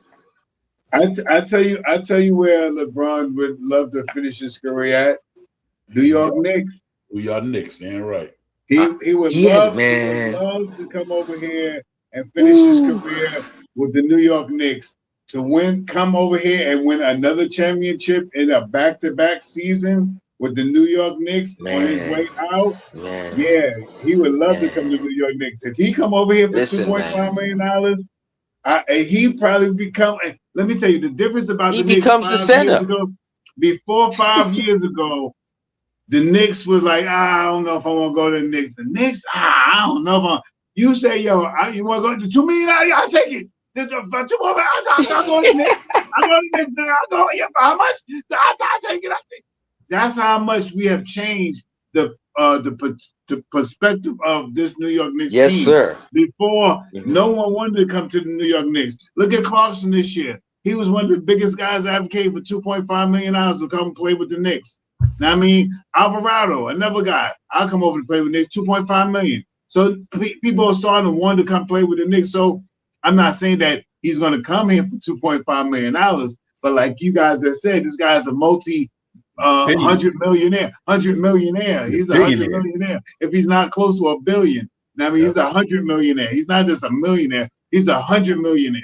So whatever that means. If you want to come to the New York Knicks and finish his career out last year, to grind it out with the New York Knicks, play 65 games and play alongside with Jalen Brunson and the rest of us, he can start and put Josh Hart on the bench, or he can come off the bench and play. And we either what you want to do. So you want to know where if he want to go somewhere and finish his career out and win. Yeah, right now where we in so much trouble right now, where we barely can sign people and all that stuff for no money that we got. Come on, people, $2.5 million and see how good we love LeBron James. I can't stand me, but over here and put that jersey. And guess what? He automatically answers your center position because that's something that he can slide in like Magic Johnson did late in his career and play adequately. LeBron can slide in and play that adequately. He ain't gonna be Mitch. Just something to throw out there. That's throwing it out there. You know, not advocating anything. Not advocating, right? You know what I mean? But you talking about $2.5 million? He gonna go over there to Miami, or he gonna go to Cleveland? Listen, he gonna get swept. Listen, man, he gets swept if he go by Cleveland. If he get that, Miami look like they could be interesting. I ain't gonna front. I thought that would be something. Bam. With LeBron and Giannis, I think that could really be something. I really think that could be something. But we sweeping you though. You know, he come over here and play in New York too. That could be something too. You talking about coming to a team that just won the championship, trying to run it back. I mean, that's what they call LeBron. it. Fairy tale book story. Whatever that is. You know what's crazy? LeBron, you better watch what you do. Like my grandma said, the Knicks is slapping fire out of you. So you better pick and choose the best team, man. Because we slapping fire out of you. I'm gonna tell you something. I'm not no LeBron James fan, but what I notice about sometimes what we do in the sports world, we disrespect the resume. That's the only problem I got with a lot of fandom in the universe. We disrespect the resume. Other than the starting five on the New York Knicks, there's nobody on that team better than LeBron James. Jalen Brunson, Anunoby, and Big Cat. There's nobody on that roster better than LeBron James. Right now, at the age he at, go look at his numbers, ladies and gentlemen. There's nobody I agree with that. Roster this man, other than Jalen Brunson. I'm just saying that because Jalen Brunson, Anunoby, and Big Cat. Not no Mikael Bridges, not no Josh Hart. Damn sure nobody on that bench is better than LeBron James. So we can't just go. Even if you don't like LeBron James, at 41, he want to win, man. Listen, man, You think he thinking he gonna win if he go to Cleveland, man? No, man. I think this man is saying, listen, man, I gotta pack my bags from west and go east. I said, be smart, LeBron. I tell you what, like I said, I'm not advocating for LeBron James, but I just don't believe in disrespecting greatness, man. You know what I mean? I just believe that this man's resume speaks for itself. And even what he did last year, go look at LeBron James' numbers last year, ladies and gentlemen. Look at his numbers last year. And imagine and they paid Austin Reeves. Right. Imagine if Luka didn't get hurt this year and Austin Reeves did not get hurt in the playoffs. Think about that. If Luka goes out in the playoffs and Austin Reeves get hurt in the playoffs, we could be singing a different song about the Lakers. Lakers could have been in the Western Conference Finals last year if them two dudes didn't go down. So a reason why I'm saying that for $5 million, shit, LeBron James for $10 million. You wouldn't take. I don't care what you think about LeBron James. LeBron James, that $10 million, put up 19, 20 points a game, 9 rebounds, and like 8 assists. What? I don't care what he can do no more. I don't care LeBron James. Adding 20 points a game, 8 or 9 rebounds, and 7 to 8 assists on a regular. And you know when I saw him learn the second man. year he was with Miami, man, he learned so much. He turned his back to the basket. He started to give you that mid-post paint, which he knew that team needed, so to open up the offense. He understood the game much more under Pat Riley. You talking about LeBron James on the court with Jalen Brunson. Now Jalen Brunson does not have to push the ball or do anything but come across half court, Highlight City, do a little bob and weave with LeBron James, and now his pick and roll guy instead of Josh Hart is LeBron James. I said of him being Josh Hart. Jalen Brunson and Josh Hart does that pick and roll all the time. He passes the ball off to Josh Hart. We want Josh Hart to shoot the shot. He doesn't. LeBron will take that shot because LeBron will be open like Josh Hart would. And then you got, come on, man, this guy, you talking about 5 assists. This guy get like 11. He get like 11 assists. There's no way that you can shut the Knicks down if you put LeBron. Not saying that he's that, in his career. LeBron is going to come down and he's going to show Cat what he needs to do to get down and get that money. Oh, man. And also, you can't leave him alone. And if you leave him wide open, even at 40 years old, he's still throwing it down pretty hard. So, I mean, something to think about. I mean, it's nothing to think about. Barbecue chicken. Hypothetically speaking, if he was to come. 60 barbecue chicken, year, man. Yeah, 60 games last year, 20 points a game. Shot 51% from the floor, didn't shoot well from downtown, 6 rebounds, 7 assists. Hit the key number, 7 assists. See, what I like about LeBron James in this sense, he not trying to be an uber scorer. The dude putting up 7, he averaged more assists than Jalen Brunson did. Yep. Think about that. For the 7 assists a game, you get a and player his field goal percentage for $5 million, for $5 or $10 million, you get a player who could put up them numbers for $5 million. You wouldn't take him on your team? Mm-hmm. Whoever get LeBron James this year, they're going to be a way better team than they were. LeBron James will make anybody in the NBA a contender. A lot of people. We know. Listen, we know how sneaky. Y'all see that Jim LeBron guy? Jalen Brunson. He going to be strong. I mean, I'm just saying, I'm not advocating for something like that, but if you talk about a team that you want to retire to, you want to make a stellar ending, you want to compete against Jordan and all these greats and all that stuff, win a ring in New York. Win a ring in New York. You didn't win to Cleveland. You didn't win in Cleveland already. You ain't gonna go win over there in Cleveland with that team they have. I did not say they won't. Listen, man. But Miami's a threat. I ain't gonna front. You go over there with Miami, they're gonna be a threat. But you want to ring a ring. Don't put it past Pat Riley, man. You want to be an MVP again before you finish your career. You want to get an MVP in the title with New York Knicks. Yeah, Jalen Brunson might not get the MVP next year. It might be LeBron. You know what I mean, to finish out his career. But best believe Jalen Brunson is going to be in the running for all that stuff. It might not even be LeBron, but I'm telling you that 7 assists is crucial. You're talking about with this team here. We're talking about 25 assists a game now. We're talking about 35 assists a game. Let me make my understand. Nobody's advocating for LeBron to come to the Knicks. All I'm saying is don't disrespect the man numbers. The man numbers speak for itself. 20 points a game. Last year, 24. The year before that, 25. The year before that, 20. Last year, he put up 24 points a game. And even this year in the playoffs with no Austin Reeves and no Luka Doncic, damn it, took out the fucking Houston Rockets by himself.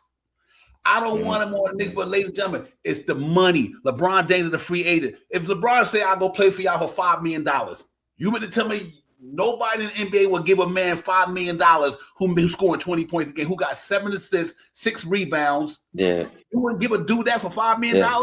Yeah, you got to give him 5. I think the minimum is 5. It don't even make no sense not to do it. It don't make no sense not to do it. LeBron, I'm not a LeBron fan, but like I said, other than Jalen Brunson and Anobi. And he did comment on the championship in our run. He on his channel. Listen, wherever he go, he gonna make that team better. I'm not disrespecting LeBron James' numbers. Whether you like, he better be smart. I ain't disrespecting his numbers though. His numbers speak for themselves. Always have 7 assists, 8. This is his numbers. His assist numbers over the last 3 years. Last year, 7 assists a game.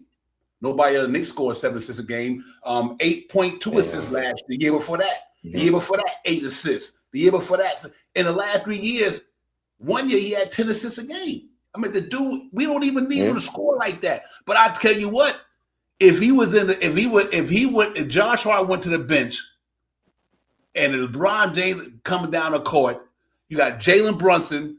Come on, Josh Hart. He's gonna get that ball to the dudes.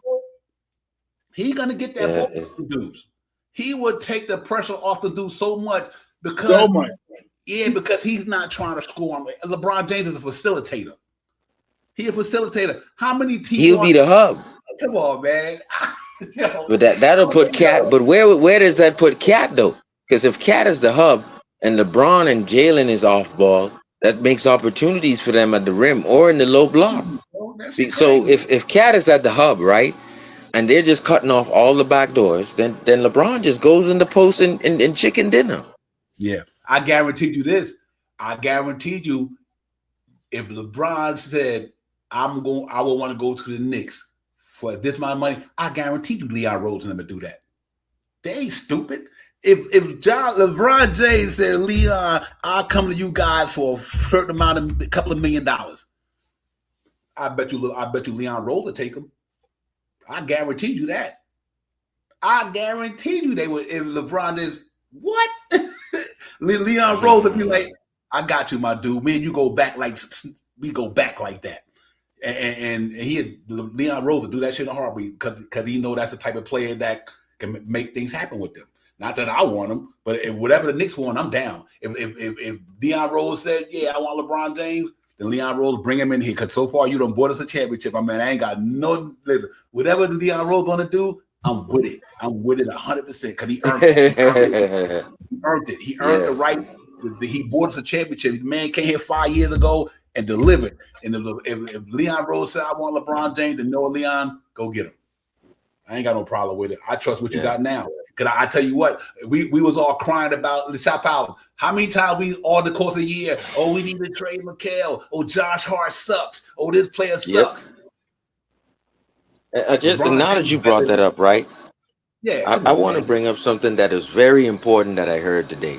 Once again, the Roommates podcast with Josh Hart and Jalen Bronson, they had Mike Brown on the show today. Mike Brown said one of his most difficult times and one of his most greatest times. I'll go with the most difficult time first.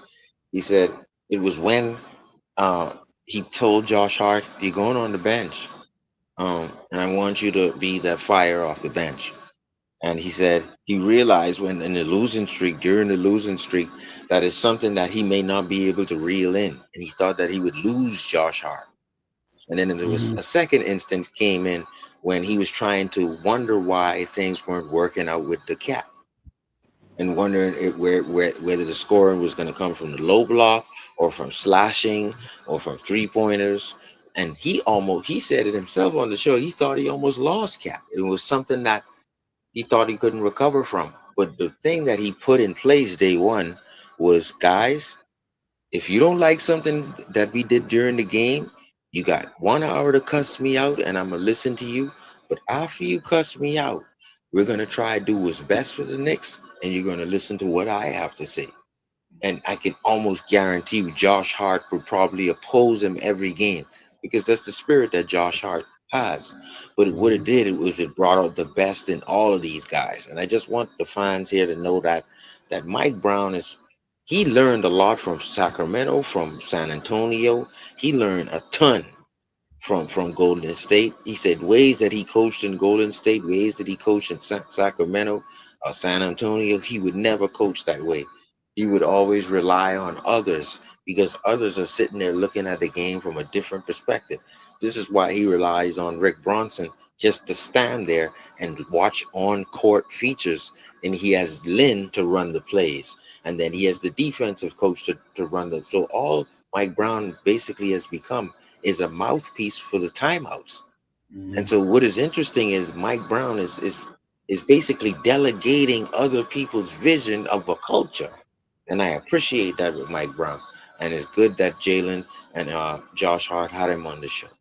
Yeah, hey, check it out. Look at Trae Young. Trae Young, 4 years, $222 million, $212 million, 4 years, $212 million. Austin Reed, 4 years, $184 million. None of them dudes can hold LeBron James' water bag, bro. So I don't know what to say, but I tell you what, we got to get Mitchell Robinson back in the fold, ladies and gentlemen. We can get us a LeBron thing. I don't care about that. I'm not advocating for LeBron thing to come to the New York Knicks, ladies and gentlemen. I'm just saying, man, the brother resume speak for itself. And what that brother did last year is a lot of guys in the league not doing. They're not doing it. I don't care what nobody say. Go look at his numbers. Look at everybody's numbers in the NBA. That man at 40 years old did put up numbers that are down there 400 some players in the NBA wasn't putting up. Arguably, or 300 of them anyway, didn't put up LeBron James' numbers. I'm not even advocating for him to come to the Knicks. But for $4 million compared to some of the numbers these dudes who's getting out there and no way can't even hold his water. They can't even hold his water. Trae Young can't hold LeBron James' water. None of these dudes on this free agency list I'm looking at right now can hold LeBron James' water. And I'm not even advocating for LeBron James. But we ain't going to disrespect this game like that, though. His numbers, these people for themselves, shot power. That's all I'm saying.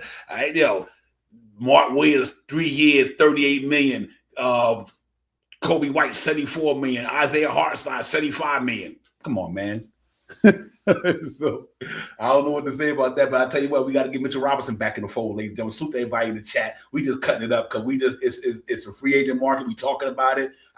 We know LeBron James ain't coming here. We just threw it out there because he's out there. He going to somebody who just was conversation. Not nobody on this panel advocate for LeBron James to be a Knicks player. We are not advocating about that. All I'm saying is the New York Knicks, if they would to do that, I wouldn't have a problem with it. That's all I'm saying. If Leon wrote, I wouldn't have a problem with it. I don't even want LeBron James ain't coming to New York. We can get that out of here. But I'm just saying, well, we can't say that man ain't worth no $5 million and he won't make a difference on your team. That's crazy to me right there. That's straight hyperbole. You don't think that man worth $5 million. And I'm looking at all these other scrubs out here getting all this money. They can't even hold that man water, Shot Powers. You know what I mean? That's what's crazy to me. So, but anyway, we'll see how it goes, man. I don't with the Robinson thing. Let's see how it goes. Let's hope that he gets signed. And if he don't, there's nothing. The two good things about this is nothing out there about him and that he's going, and there's nothing out there about him staying. Right. That's the good thing about everything right now. And I've been checking everything. Shams ain't really said nothing. Some other small little trades and stuff like that, but nothing really major. Nothing really major. The big thing was Kawhi going to Raptors, really, and that's about the biggest thing so far for the day. I mean, so let's hope to see if they can make that Deuce and Tyler Kolek and Daddy A trade to get that $10 million, give it to Mitch. He still have $8 million in the bag to get 2 more players. They're gonna really be in problems if they do that though, because they would lose 3 players that's on the contract and to add 1. So that means 11 would go down to 9, and bring Mitch back, it would be 10. So then they would have to fill in 4 spots. Even though they got the rookie guy coming in, that'd be rough.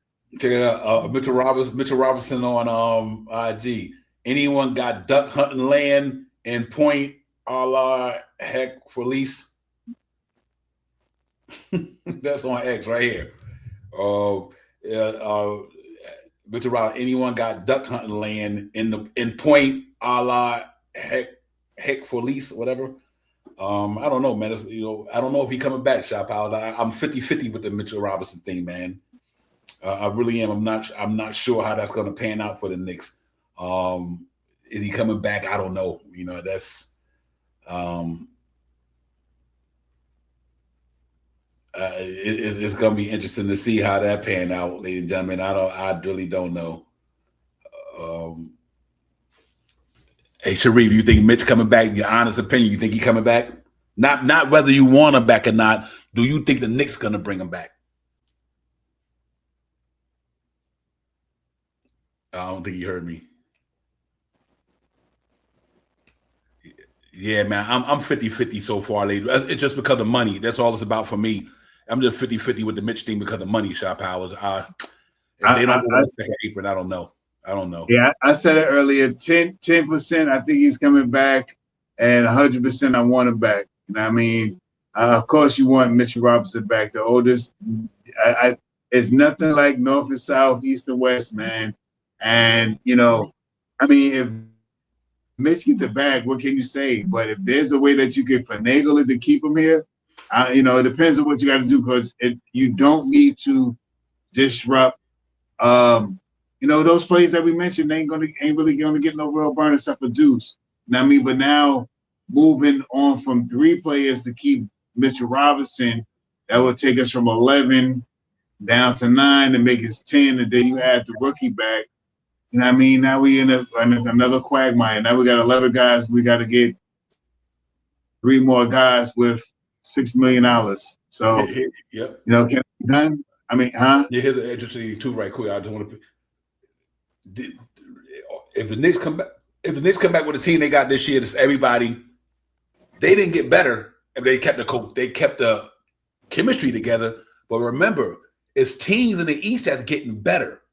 See what I mean? That's where the whole thing is, because now not only we gonna become the hunted, but it's teams that got better. Like Miami got better. Who else made some moves? It's other teams that's got better.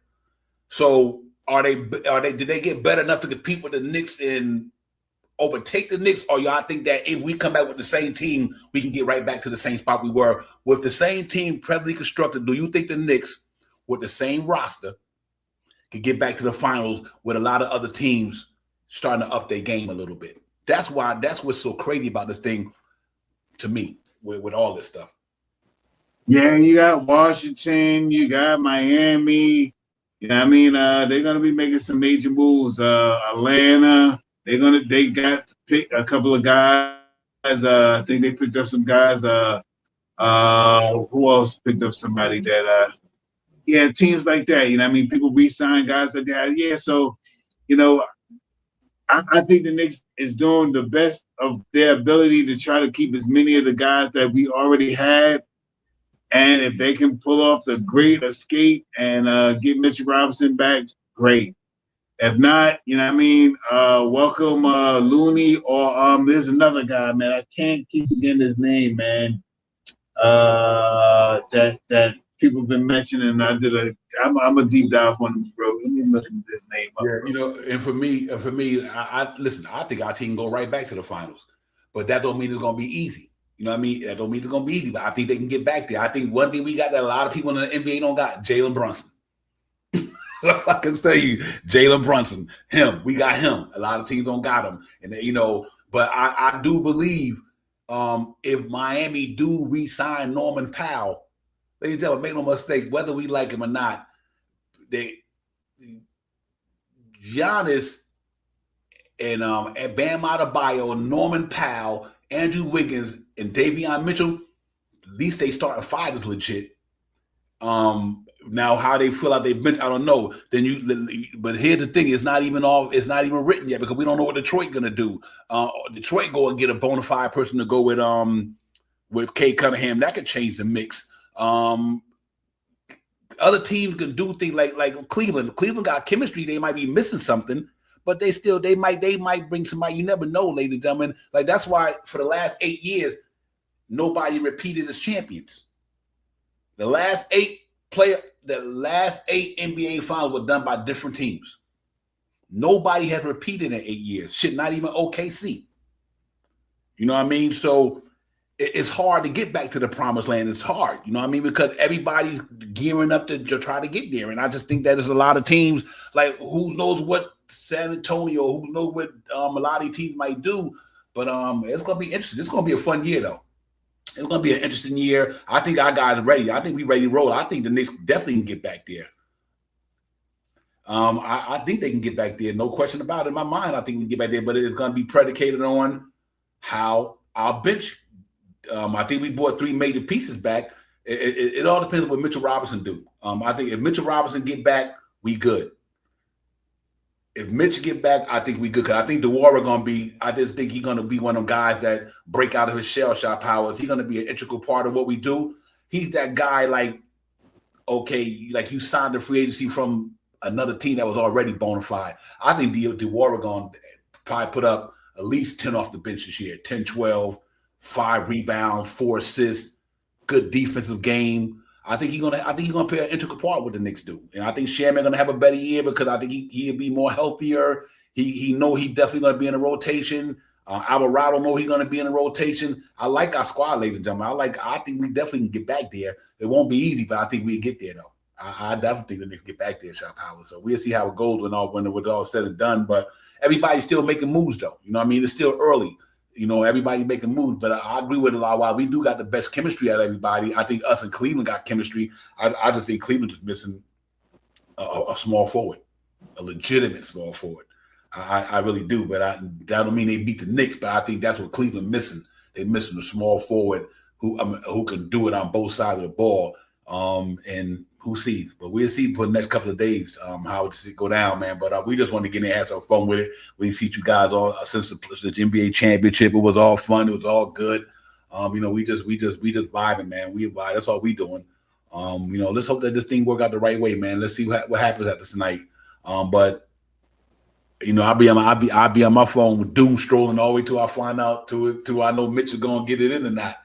I don't know, man. Shop Howard. It looks kind of interesting to me. Hey, listen, you already know my situation. Emergency podcast, I'm always available for. So That's right.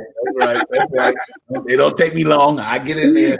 If something comes down, emergency podcast is always in full effect. Yep. So listen, if Mitch don't come back, I think like my man said, Hot Purdy might be back. You know what I mean? Yeah, they might look for Looney, man. They probably gonna look for Looney. He's at that money where they could get him for that veteran minimum or whatever it is or something like that. He's right there with that money that we can afford to get. And Looney, I mean, he's good. He's like 6'10". You know what I mean? He's about more rim protection.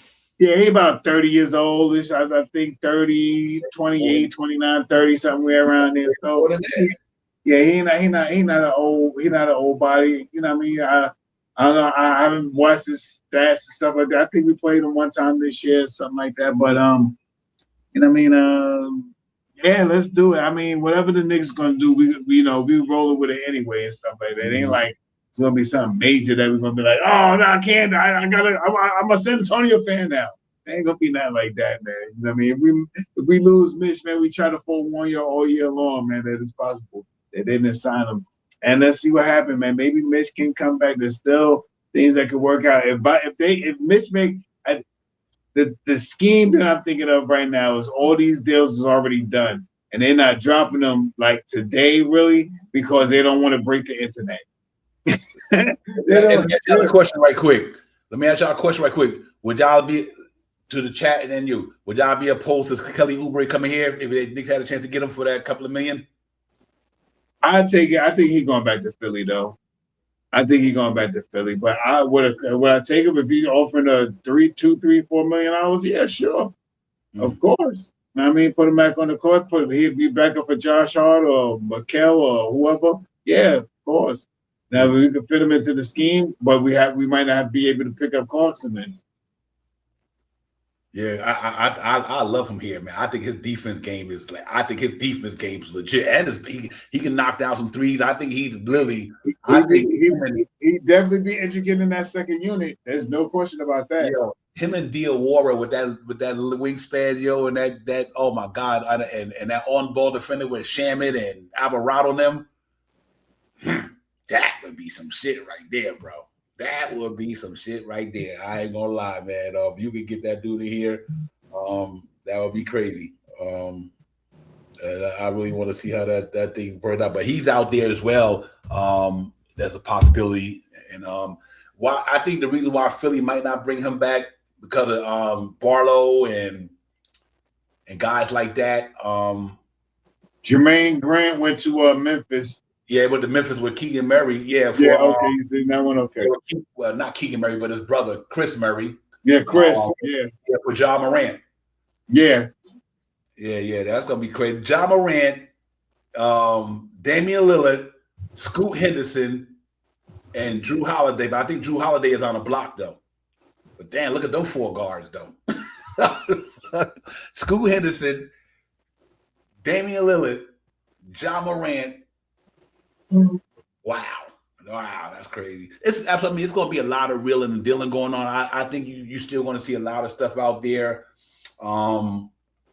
Randall and Brooklyn with I'm gonna tell you something about that team. They might not be no contenders, but I think Brooklyn could crack the play-in though, especially if they keep a Michael Porter Jr., Randall. They got money too. So I think Brooklyn could be a sleeping team. But I like Clowney. I think Clowney's a good player. And they got a little money. They got picks. So you got to watch out for them guys as well. I think they can probably make the play, and I think Brooklyn can. I think they'd be much better with Randall. Now Randall and Michael Porter Jr. I think they shine Deron Sharp. They give a little bag. I want him to come to the Knicks. Deron Sharp. I thought he just was a good player coming out of Carolina. So they're gonna be an interesting team too, man. I like what Charlotte did. I'm gonna tell you, people hating on that the Melo Ball shit. Him and Anthony Edwards gonna kill the game out there. That shit gonna be crazy, bro. Just knowing that you got a guy like LaMelo Ball who could throw that ball to Anthony Edwards at anywhere on the court. And I like what Charlotte. I thought it worked out well for Charlotte too, because I think Brand Miller is the future. Knople, whatever his name is, him, and now you got Nas Reed. You got Kobe White down there.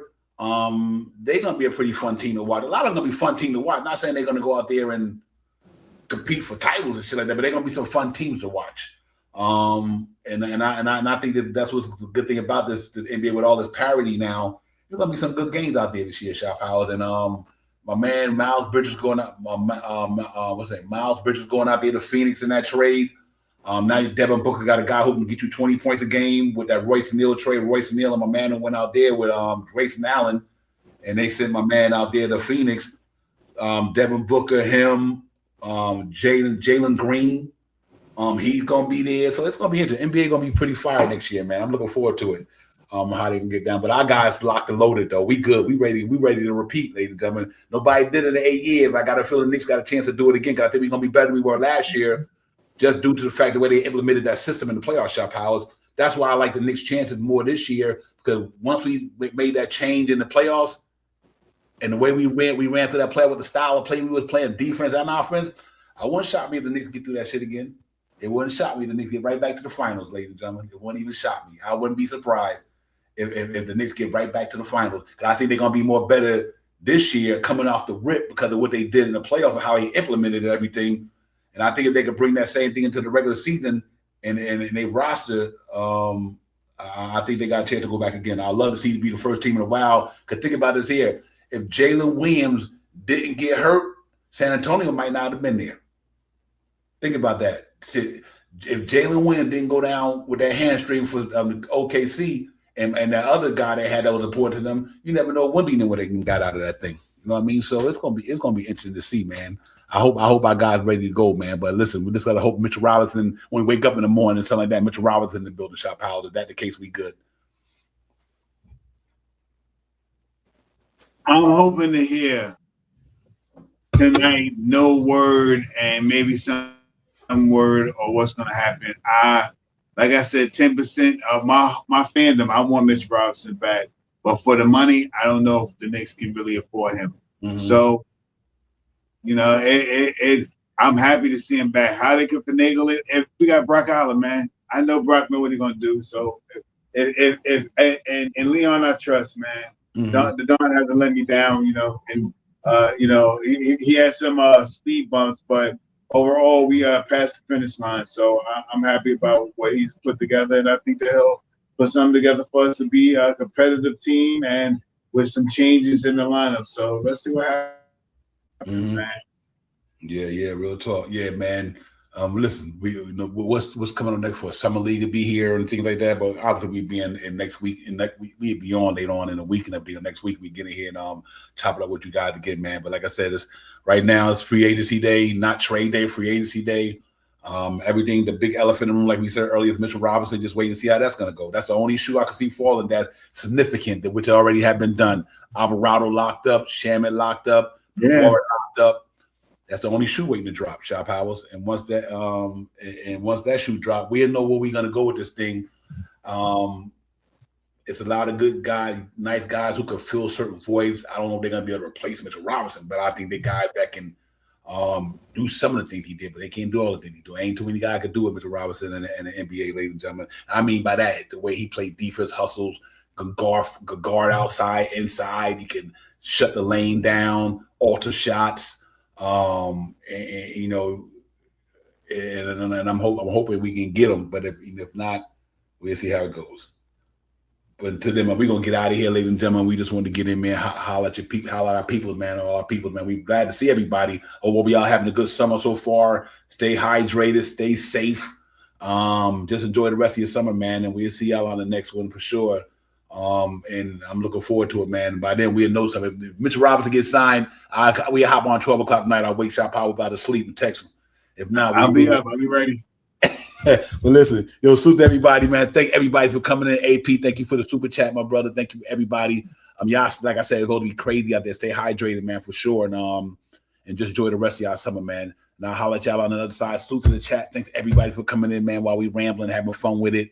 But we'll see you guys on the next one. Shop Power, my brother. I will see you on the other side. I'll talk to you later on for sure. Peace, Sharif. Right, thank you for coming on, Sharif. Yeah, everybody, man, appreciate y'all. And to Corey Lee, facts. And it's Shop Power. Peace. Peace, everybody, man. Y'all enjoy, man. Peace, man. We out, man. Let's go.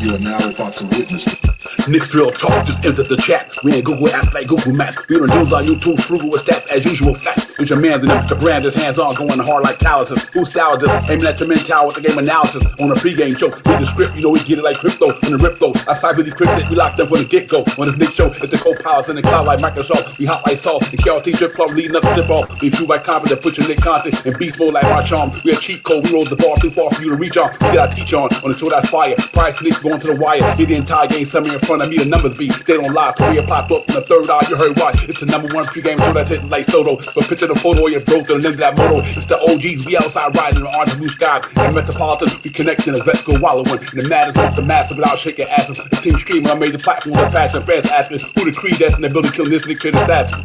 You are now about to witness It's the KNICKS Real Talk pregame show. Flame throwing like we dropping buckets. He's on fire! Hey!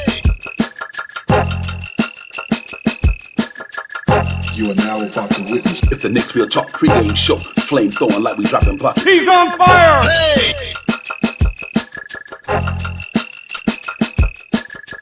You are now about to witness It's the KNICKS Real Talk pregame show. Flame throwing like we dropping buckets. He's on fire! Hey!